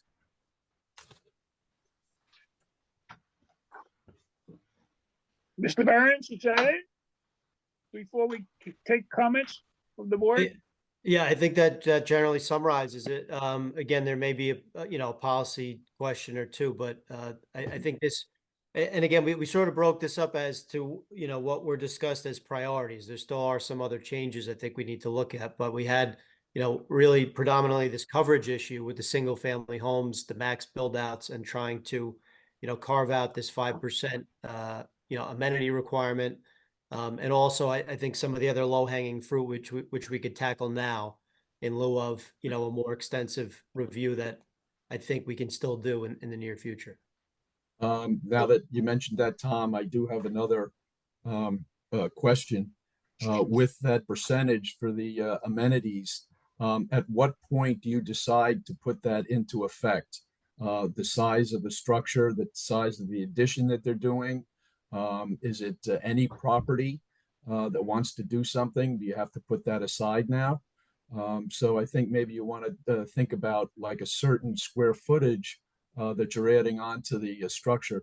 I understand the mayor has explained it, well, that it was the people coming in and renovating the house and selling it, and they want to do as much square footage as possible to get the value out of that.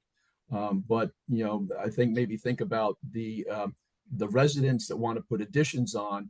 Are you kind of restricting them with that requirement also? Yeah, I think there's a couple of ways to arrive at, we'll call it a reserve designation. I think there certainly will be instances where it triggers variances. And again, it's a question of is it included in what we currently allow, or is it on top of what we allow?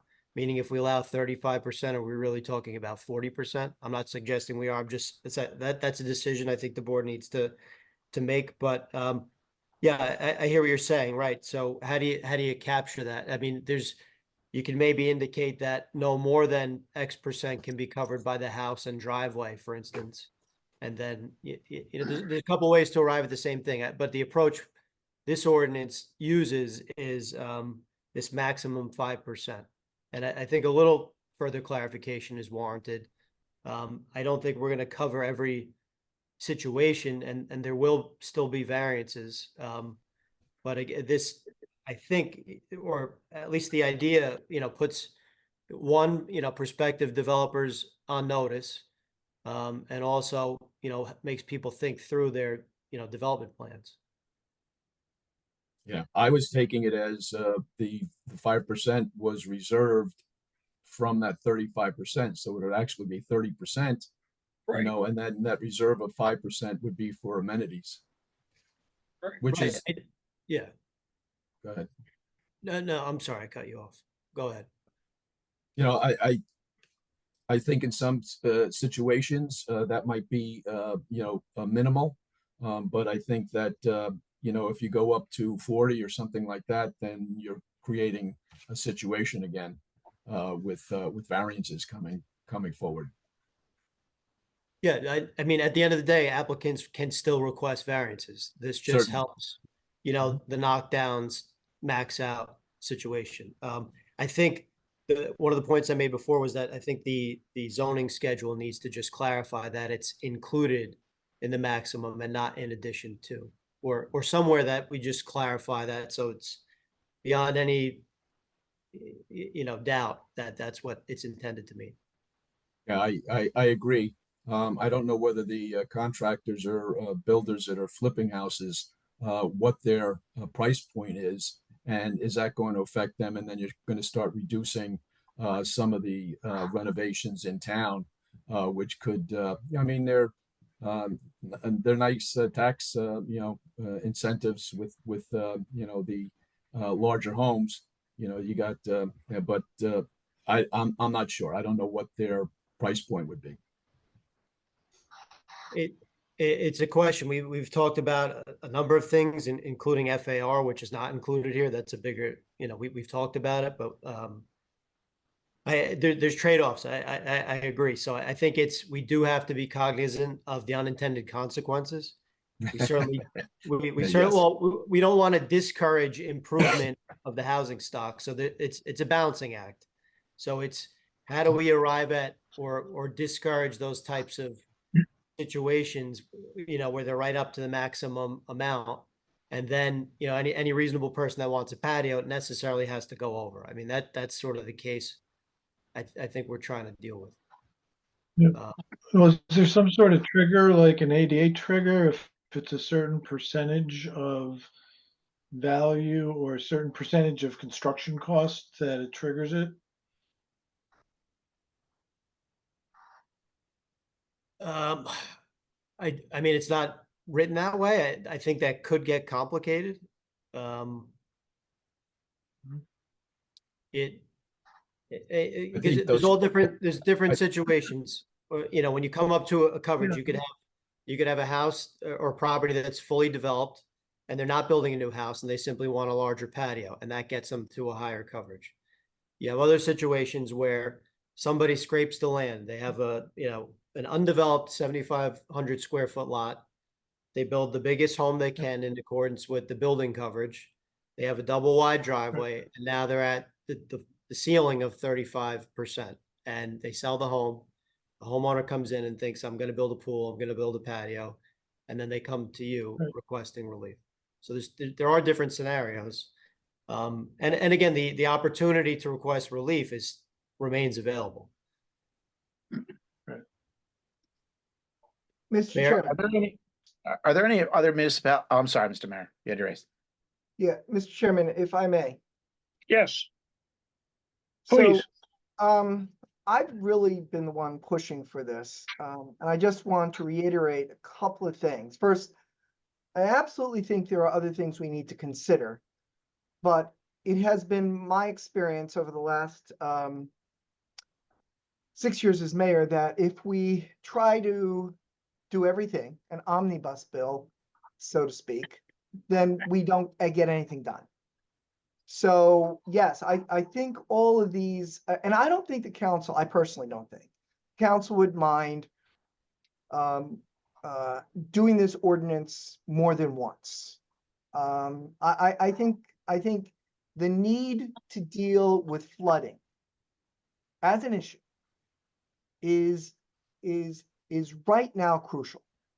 I can't tell you how much of my time is spent as mayor going to people's homes who are living adjacent to a house that just got renovated and now there's flooding on their property, especially in the south side of town.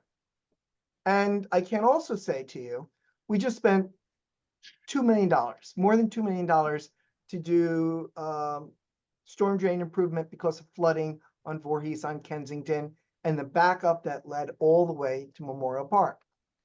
So I think that I would like this body to consider these changes and send it to the council.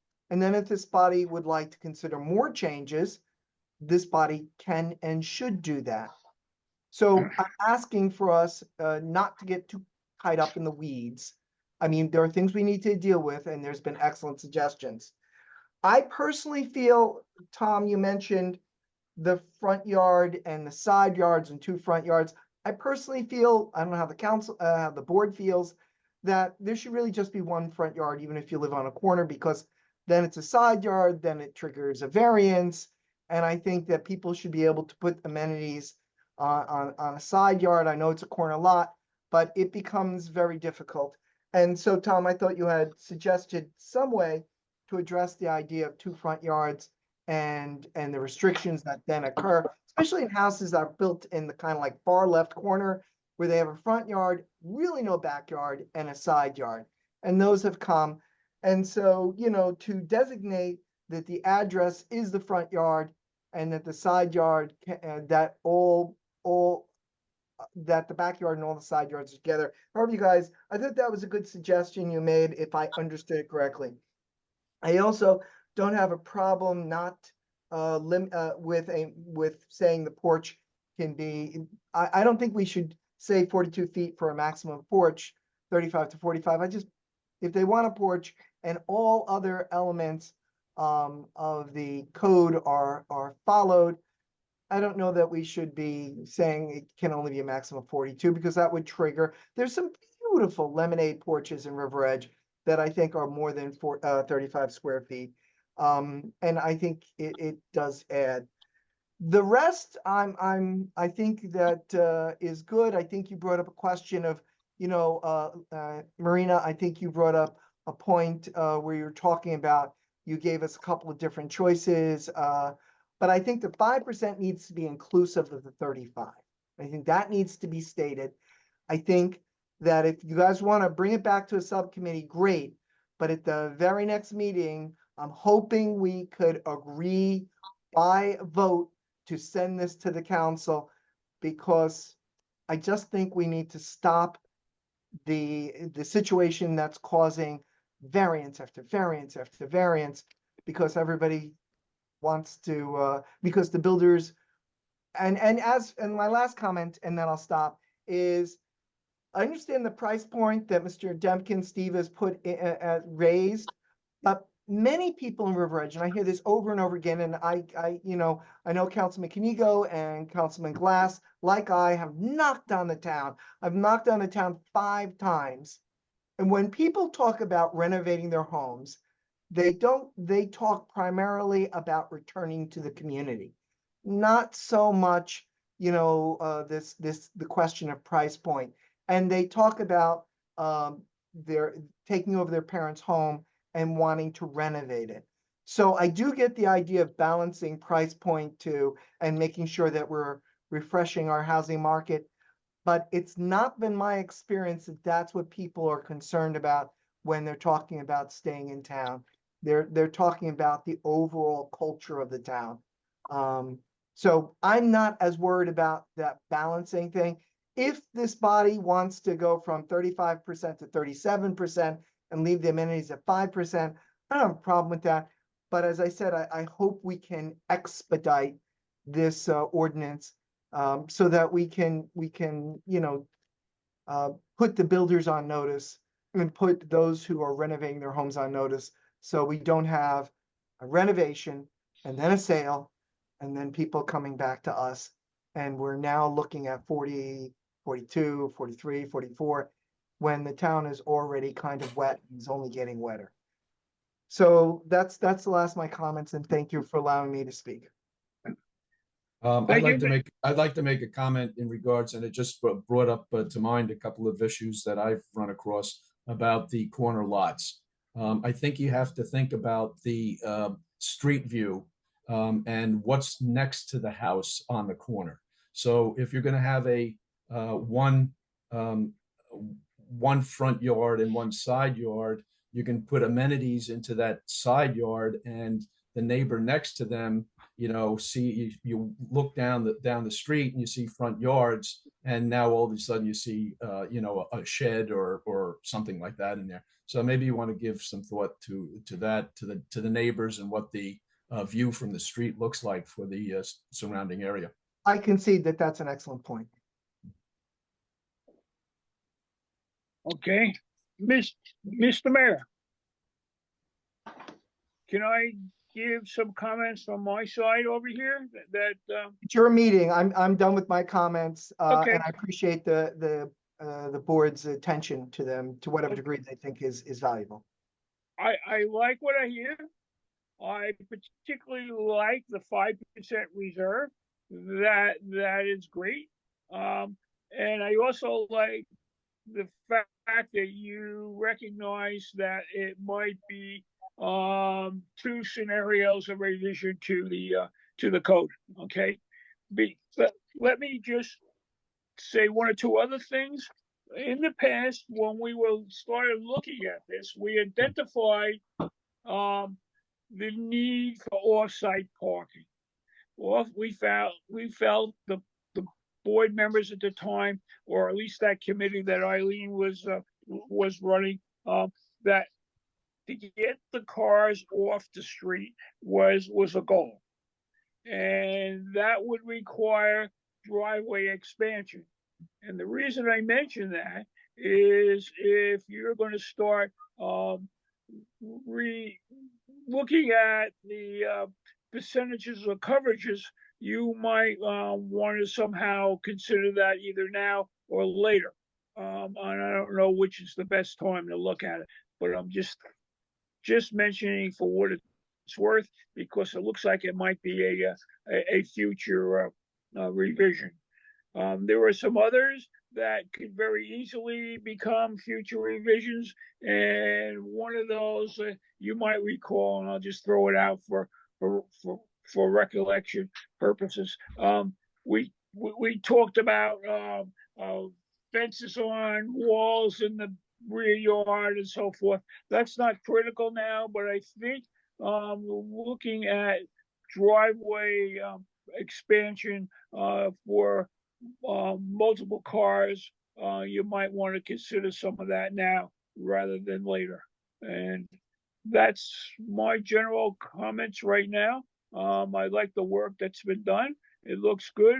Hopefully we can get a better handle on the situation that we have currently in River Edge. So I've said my piece. And I'll invite any other board comments who want to add or respond. Please go ahead.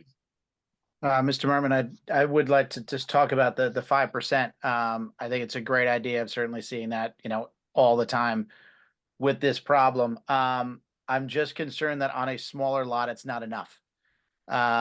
So an average or, what someone would want would say maybe, 300 to 400 square feet, for a patio / deck.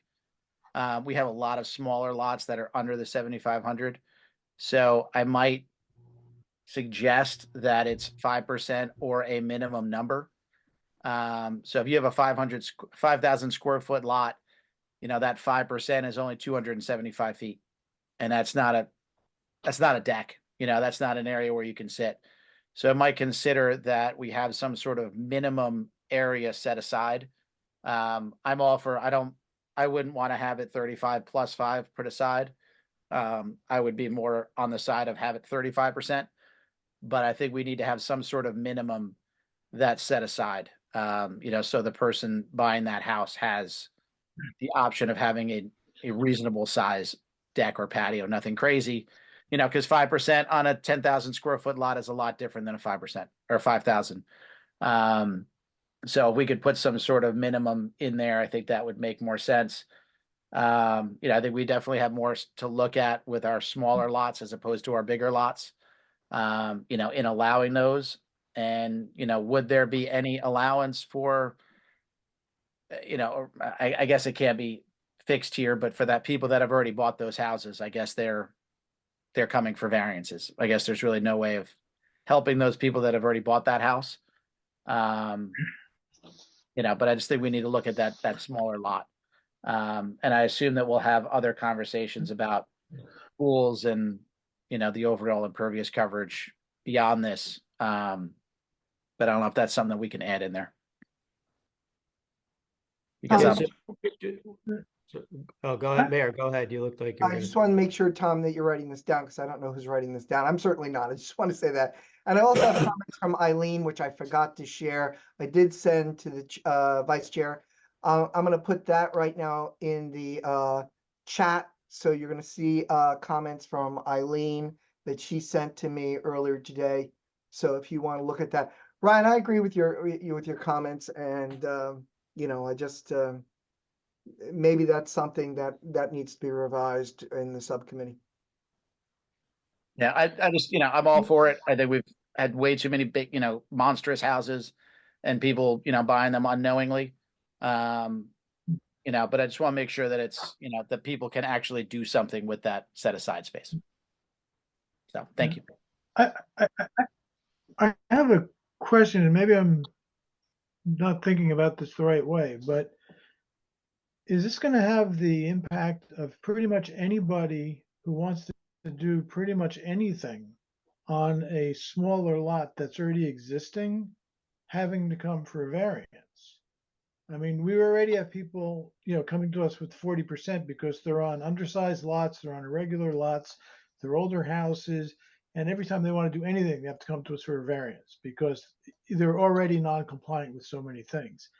This is exacerbating that problem for every existing house in town, because now we're not saying you need 35%. And right now it's at 35%. Everybody's coming to us asking for 40 and 42.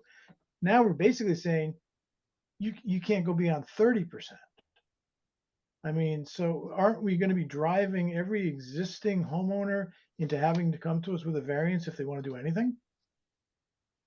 I think if they have that space already, then it wouldn't. I understand. I think that I wouldn't want to cause any more problems for people, but if they already have a patio, I would But, think it would but generate a variance. But they don't. That's what I'm saying. I mean, we're getting, you know, how many variances did we look at this year where people were looking to go 40%, 42% because they're putting in a patio or they're putting in a pool or they're putting in some sort of amenity. In almost every case, that's what it was. I mean, there were a few additions, but generally it was backyard amenities, and they can't meet the 35%. Now we're telling them they got to meet 40. I don't know how that's going to work. I'll If just I offer can a few. answer that debate, I think, Mike, you're right, but the issue that I'm trying to get us to kind of address is flooding. And if we start going on a smaller lot, if you're now up to 40, 45%, guess what? You're pushing water into your neighbor's yard.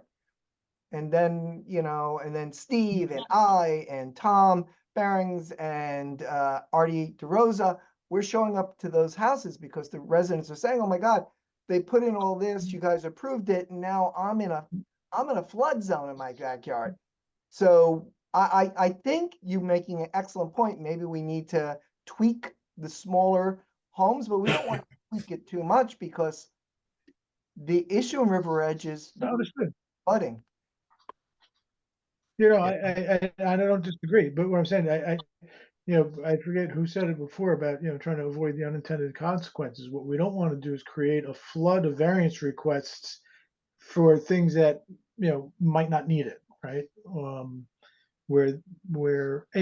again, that's why I was kind of referencing the ADA thing where, you know, the ADA triggers come into play when you're doing, you know, construction beyond a certain percentage of the value, right, of the building. You know, and I don't know if that's the right trigger here, but you know, maybe there's some way to say, hey, you know what, if we're looking at somebody who's doing a major redevelopment of a property, yeah, let's make sure it gets done right. But if it's a homeowner that's looking to add, you know, a gazebo in the back, you know, maybe there is a different standard because of the square footage of the property. I don't, you know, I just don't want to have this drive pretty much every construction project into needing a variance. I guess that's really the point I was trying to make.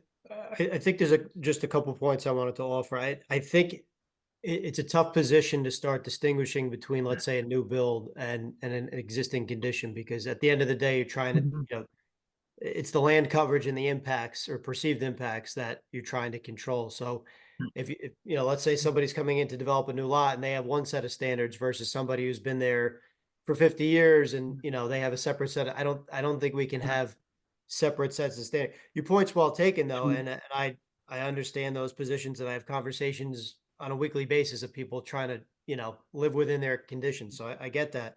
I think a threshold question is, frankly, is the 35% enough? If we come to the conclusion that it is, then I think that's just where we hold the line. There's a way to evaluate that, and it could be simply by doing an exercise where which wouldn't take a lot of time. I understand we're trying to do this quickly. You basically have the footprints of the typical lot size, 5,000, 6,000 square foot, 7,500, and you do little boxes which show the maximum house size, maximum driveway, and what's left over for the backyard. And you can see, you know, what that gets you and if that's enough. Again, as a board, I know you did talk about maybe increasing it a bit for the smaller properties. But don't we know already that 35% is not enough by virtue of the fact that everybody keeps coming and asking us for more than 35% in town? Yes. I mean, so we know that 35 is not enough, right? So we're either talking about 30 plus 5 or we're talking about 35 plus 5, right? And we know that the 35 is not enough. So talking about 30 plus 5 makes no sense. So we have to be talking about 35 plus 5. So we need to like agree on that as a board at the outset, because otherwise these conversations to me don't make much sense. Well, can I Also, respond to that? Just let me say one thing. There's a little bit of a disconnect in what we've talked about in general here tonight, because we're also talking about the possibility of expanding driveways down the line and allowing these porches to come in where otherwise they would not, because we love the way it looks and it obviously brings values up. But by expanding driveways and allowing these porches to come in, which will come in myriad, I think, what happens to the flooding? Like, then we're talking about the flooding issues again. So it seems like this ordinance, as phrased right now, is missing the important point of what are we really talking about number wise, and also there's two different kind of competing things we're trying to accomplish that will necessarily interject negatively with each other. Mr. Chairman.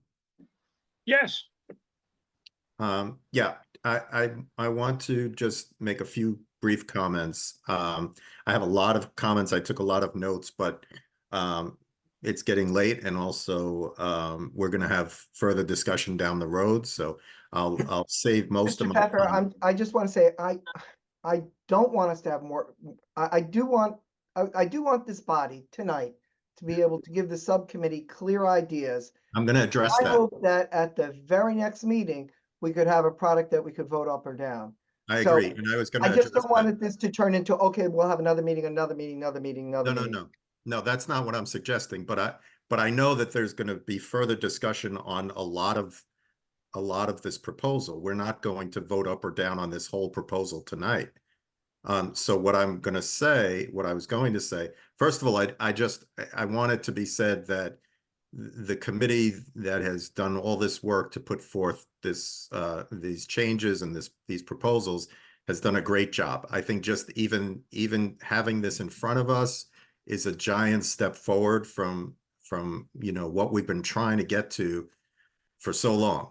And so thank you for that. I mean, this is a great job, and even if it gets tweaked and revised and changed and amended, this is a big step forward. At least we have something concrete now to really dig into and to work with. I will say, just in response, well, first of all, I will say that I totally agree with what the mayor said about doing this in small bites and starting with what is most doable and what is most urgent, which is the flood issue and this 5% issue. I think that's it's never going to be perfect. We're not there. There is no perfect solution out there, because whatever it is, whatever we come to, whatever we agree on, as other people have said, there's always going to be people coming for variances, regardless of what we decide. So we have to do something that's a little bit better than what we have now, knowing that it's not going to be perfect. And Mr. Mayor, you said something kind of offhanded, but that I thought was actually the right approach when you said that you could kind of live with 37% if it includes the 5%. And I actually think that's a good approach, because yeah, I agree with Councilmember Chinigo that 30 plus 5 doesn't quite work, and 35 plus 5 is not really a solution. But if we just said 37% inclusive of the 5%, I think that's a fair and reasonable approach, in my opinion. And it doesn't, as I said, it's not perfect. There's problems with it both ways, but it's an improvement. It's a step forward. And I think, in the end, we can all agree on that. We can all agree on that number. So I would say that, that's something that we can sort of pull out of the overall proposal and focus on that. And frankly, if it's 38%, if it's 36%, we could talk about that. But I think something that's a little bit higher than 35%, but that includes the 5%, will at least be a big step forward, in dealing with the flooding issue and dealing with all the related issues to that. The only other comment outside of that, and this will be my last comment, that I feel like I have to make tonight is just on the issue of children's play areas as being a yard amenity. I think that's just too vague of a term, and so I would ask because an open grass field could be a children's play area. So, and I know that's not what you were thinking, what you had in mind. You're talking about structures. So I would just ask the committee to, work on language that makes that a little clearer rather than just children play areas. So I'll stop with that and we'll see where it goes.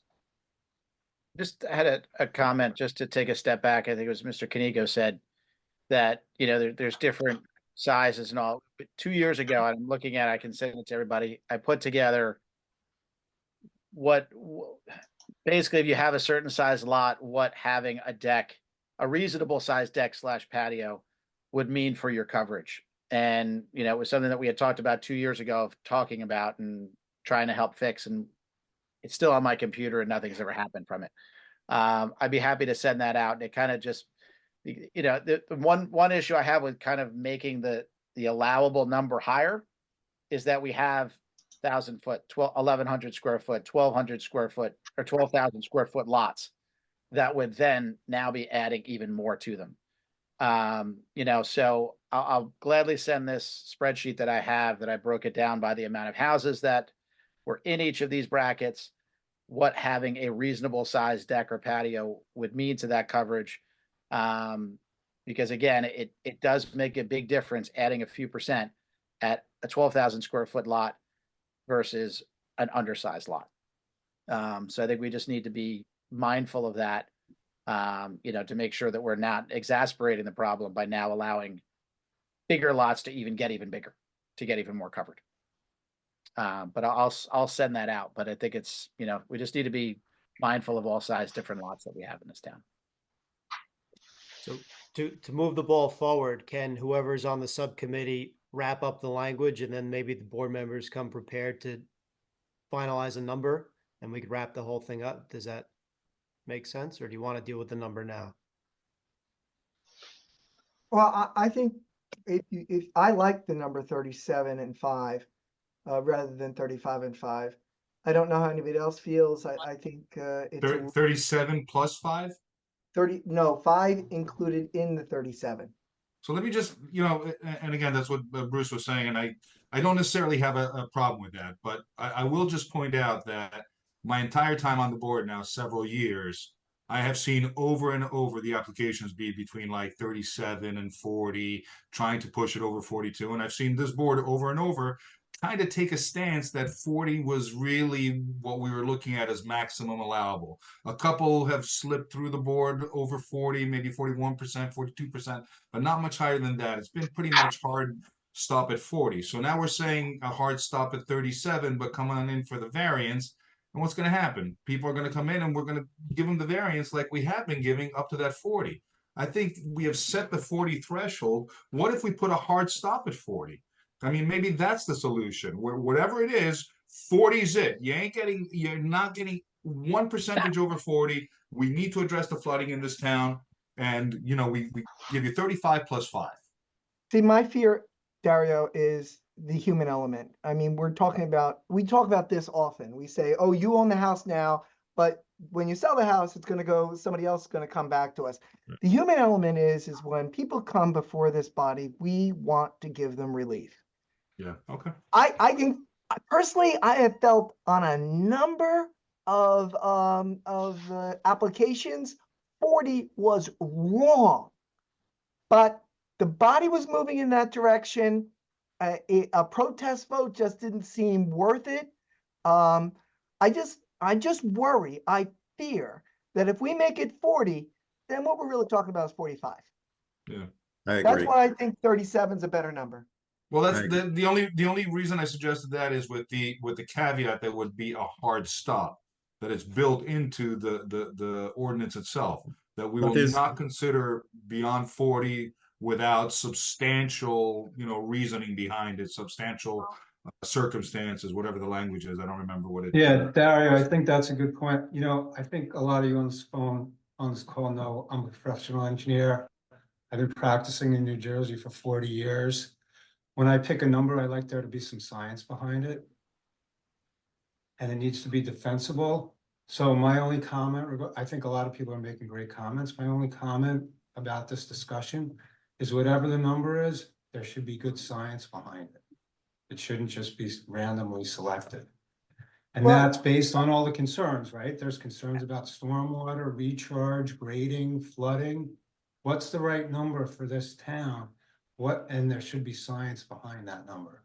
And when we, you know, when we have to explain to a resident why that number, there should be some good science behind it. I think, around.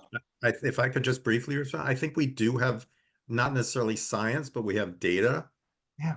Data being based on experience of what people repeatedly come back to us asking for.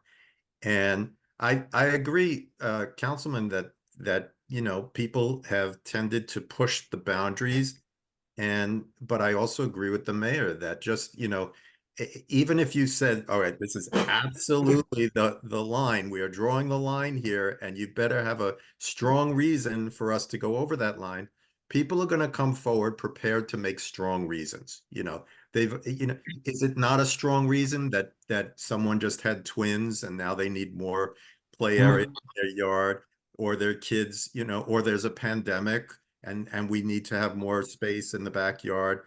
You know, there's always something that someone can say to. Right, so how are they gonna control the flooding? How are they gonna grade? Because- How, you know, because- those are the kinds of things Yeah, that should go. just to finish, Vision's not random. right, just to finish my response. Yeah, so what we're actually doing is pulling the line back. Even if we pull it to 37, which is more, you know, more than 35, but now we're saying, hey, we just adopted this 37%, and we just adopted this rule that the 5% amenities are included in the 37. That's where we're drawing the line. And of course, people are going to come and push it and try to push it to 38, 39, 40, and we'll have to deal with it at that time. But at least we're doing something that's a step in the direction of trying to control the flooding. And everything is subject to engineering, everything is subject to drainage requirements. So, you know, this But is aren't just, we increasing from really 35 to 37? So how's that abate flooding if we're increasing by Well, 2 percentage because the points? 5% is included in the 37. Yeah, and if you want to go with data, you want to go scientifically with data, the data is 35 is really the maximum. And the purpose of this body is to hear and either grant or deny to go above. So if you go to 40, people are going to come and they're going to say, we want it. And I think, given the human element, that we're now going to be into 42, 45. Yeah. Staying at 35, some of you feel uncomfortable with because, and rightly so, because you're saying, well, this has been the way we're doing it. Now we're making a change. It's going to constrain. And so that's why I'm suggesting 37. Personally, as a mayor, not as Tom Papaleo, but as a mayor, and looking at the amount of time and money we're spending on flooding issues in an ever-changing climate, 35 is the maximum. And we should have extraordinary, reasons, both the positive and, Tom, what is it called? The positive and negative, Criteria. Yeah. the positive and negative criteria, which we almost never ask. We almost never ask. And that's what I'm talking about, the human element. These people are our neighbors. They're coming with what seems reasonable, but do we really demand for the positive and negative criteria? Guess what? We really don't hold that line. So I think 35 all-inclusive is, from a mayor's point of view, from a budget point of view, from a flooding point of view, from a code enforcement and other issue point of view. But let's be honest, maybe 37 is a better number because it gives a little relief to a new ordinance. But if you want scientific, 35 is the number. We shouldn't be going up. We should be going down. That's what I'm saying. I think you're right about that. I think we should stick to that 35 and let people come and ask us beyond the 35 instead of beyond the 37. I think the 37 invites 42. That's what's going to happen. And this board is not always going to be this board. There's going to be another board. Maybe it's another board of people who are much, more open to these things. And I think it's better to have more stringent requirements that allows them to kind of, of course, a future board can change things as well. But that being said, I think that the more stringent requirements are going to get us closer to our goal, which we'll never achieve, but to stop the flooding or to abate flooding a little bit. I think we have to be tough on this. I agree with the mayor. I have a question. Could we maybe accomplish what we're trying to solve here by not necessarily, I mean, let's say we said 37%, but to go higher than that would require a 2/3 vote of the board as opposed to a majority. Is that allowed? Wouldn't be allowed to do that. The board's review of bulk variances is confined and defined in the land use law under the C2 criteria or the balancing test, or based on the C1 criteria, which is the hardship test. So we couldn't impose an additional requirement saying the board needs to have a higher standard of review for this bulk requirement review. So if the board wants to be more stringent, we would have to have a lower number. We couldn't set an additional requirement. Got it. Thank you. Is there any, and I know other towns have it, that have a different allowance for different surfaces. So I know there are, I'm going to say the word wrong, less impervious products. You know, there's different kinds of stones that you can use. There's different kinds of materials. You know, is it better to look at something like that if you are going to have a surface, if you're going to have paving stones that allow more penetration, that are better for our flooding problem, that you get an allowance, you know, it's worth 75% or whatever that number might be, you know, to encourage people to use better materials that are going to have less flooding while allowing people to have the backyard amenities that they want. And like I personally, and I'm not an engineer, but I look at a deck and I see the gaps between pieces of wood that water's getting through and it's getting to the ground. You know, that's not causing the same problem as a concrete driveway that has no means of allowing any water to get through. So why don't we look at something like that that's going to give people what they want, but not add to our budget of, you know, our flooding problems? Yeah, Ryan, I agree with that. And I think a more global way to look at that, I think that's very smart, is if you're going to go over the code requirement, how are you going to mitigate it? Right? That's globally, I think, the way this needs to be looked at. You know, anytime someone requests a variance, there has to be a mitigating measure, like the kind of thing you're talking about. You know, I think that would be reasonable and it would allow for flexibility, but they have to mitigate. Yeah, I would just offer, and I saw Ed shaking his head, that Hillsdale has such standards. And specifically, we're talking about decks, as you mentioned, Mr. Gibbons, with the caveat that it can't be paved underneath, obviously, that you know, Right. the rain, Perfect. right, Yep. rain can percolate to the ground. You could have certain types of pavers, and the third part of that bucket would be pools, you know, the body of the water. I know we've kind of made that policy decision where they should count, but those are really the three buckets. And that's where our applications are going over. They're going over on the patios, they're going over on the pools, and they're going over on the decks. So that is where we're seeing the most need for relief. So I think your point about creating a discount, you know, for materials that legitimately shed less water and are truly semi-permeable, may be a solution to give flexibility, hold the line, and, you know, kind of achieve multiple things. I think it's a good idea. Yeah. I'm just curious, does everybody think that's basically a good idea? Yes. So maybe the committee can try to add that into the revision that we'll hopefully see at the next meeting. Not to push too hard. Ed, do you have any idea of what those allowances are in that other town? If that, Yes, I'm on the planning board for Hillsdale. We give a 50% discount for pavers on impervious coverage. is there anything for a deck? No, I think a deck that doesn't, that has, that there's no storage underneath, right? correct. And I Right. thought that the deck had a discount in Hillsdale as well. I'm sorry, can you say that again? I thought that the deck had a discount in Hillsdale as well. I think you're correct. I'm not sure. I don't remember. Yeah, I It's do know either we get a 50 or 50%. 20%. Yeah, I think it's 50% for a deck as well, and pavers if you use It's pervious 50% for pavers. pavers. Yeah, I think that would make a lot of sense, and it would, I don't know if there's approved certain types of pavers that are used, or they have to be approved by the building department, that they are a specific rating or whatever it is. And then a stipulation with the deck not having any sort of impervious coverage underneath it, I think makes a lot of sense. Right.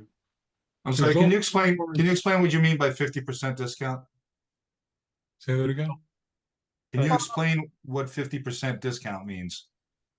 50% on impervious coverage. Whatever we allow for impervious coverage, if they use pavers, they get 50% off. So if you have a 100 square foot deck, you're only getting charged for 50% coverage. Gotcha, Or gotcha, it's okay. 50 square feet, excuse me. Yep, got it. Okay, thank you.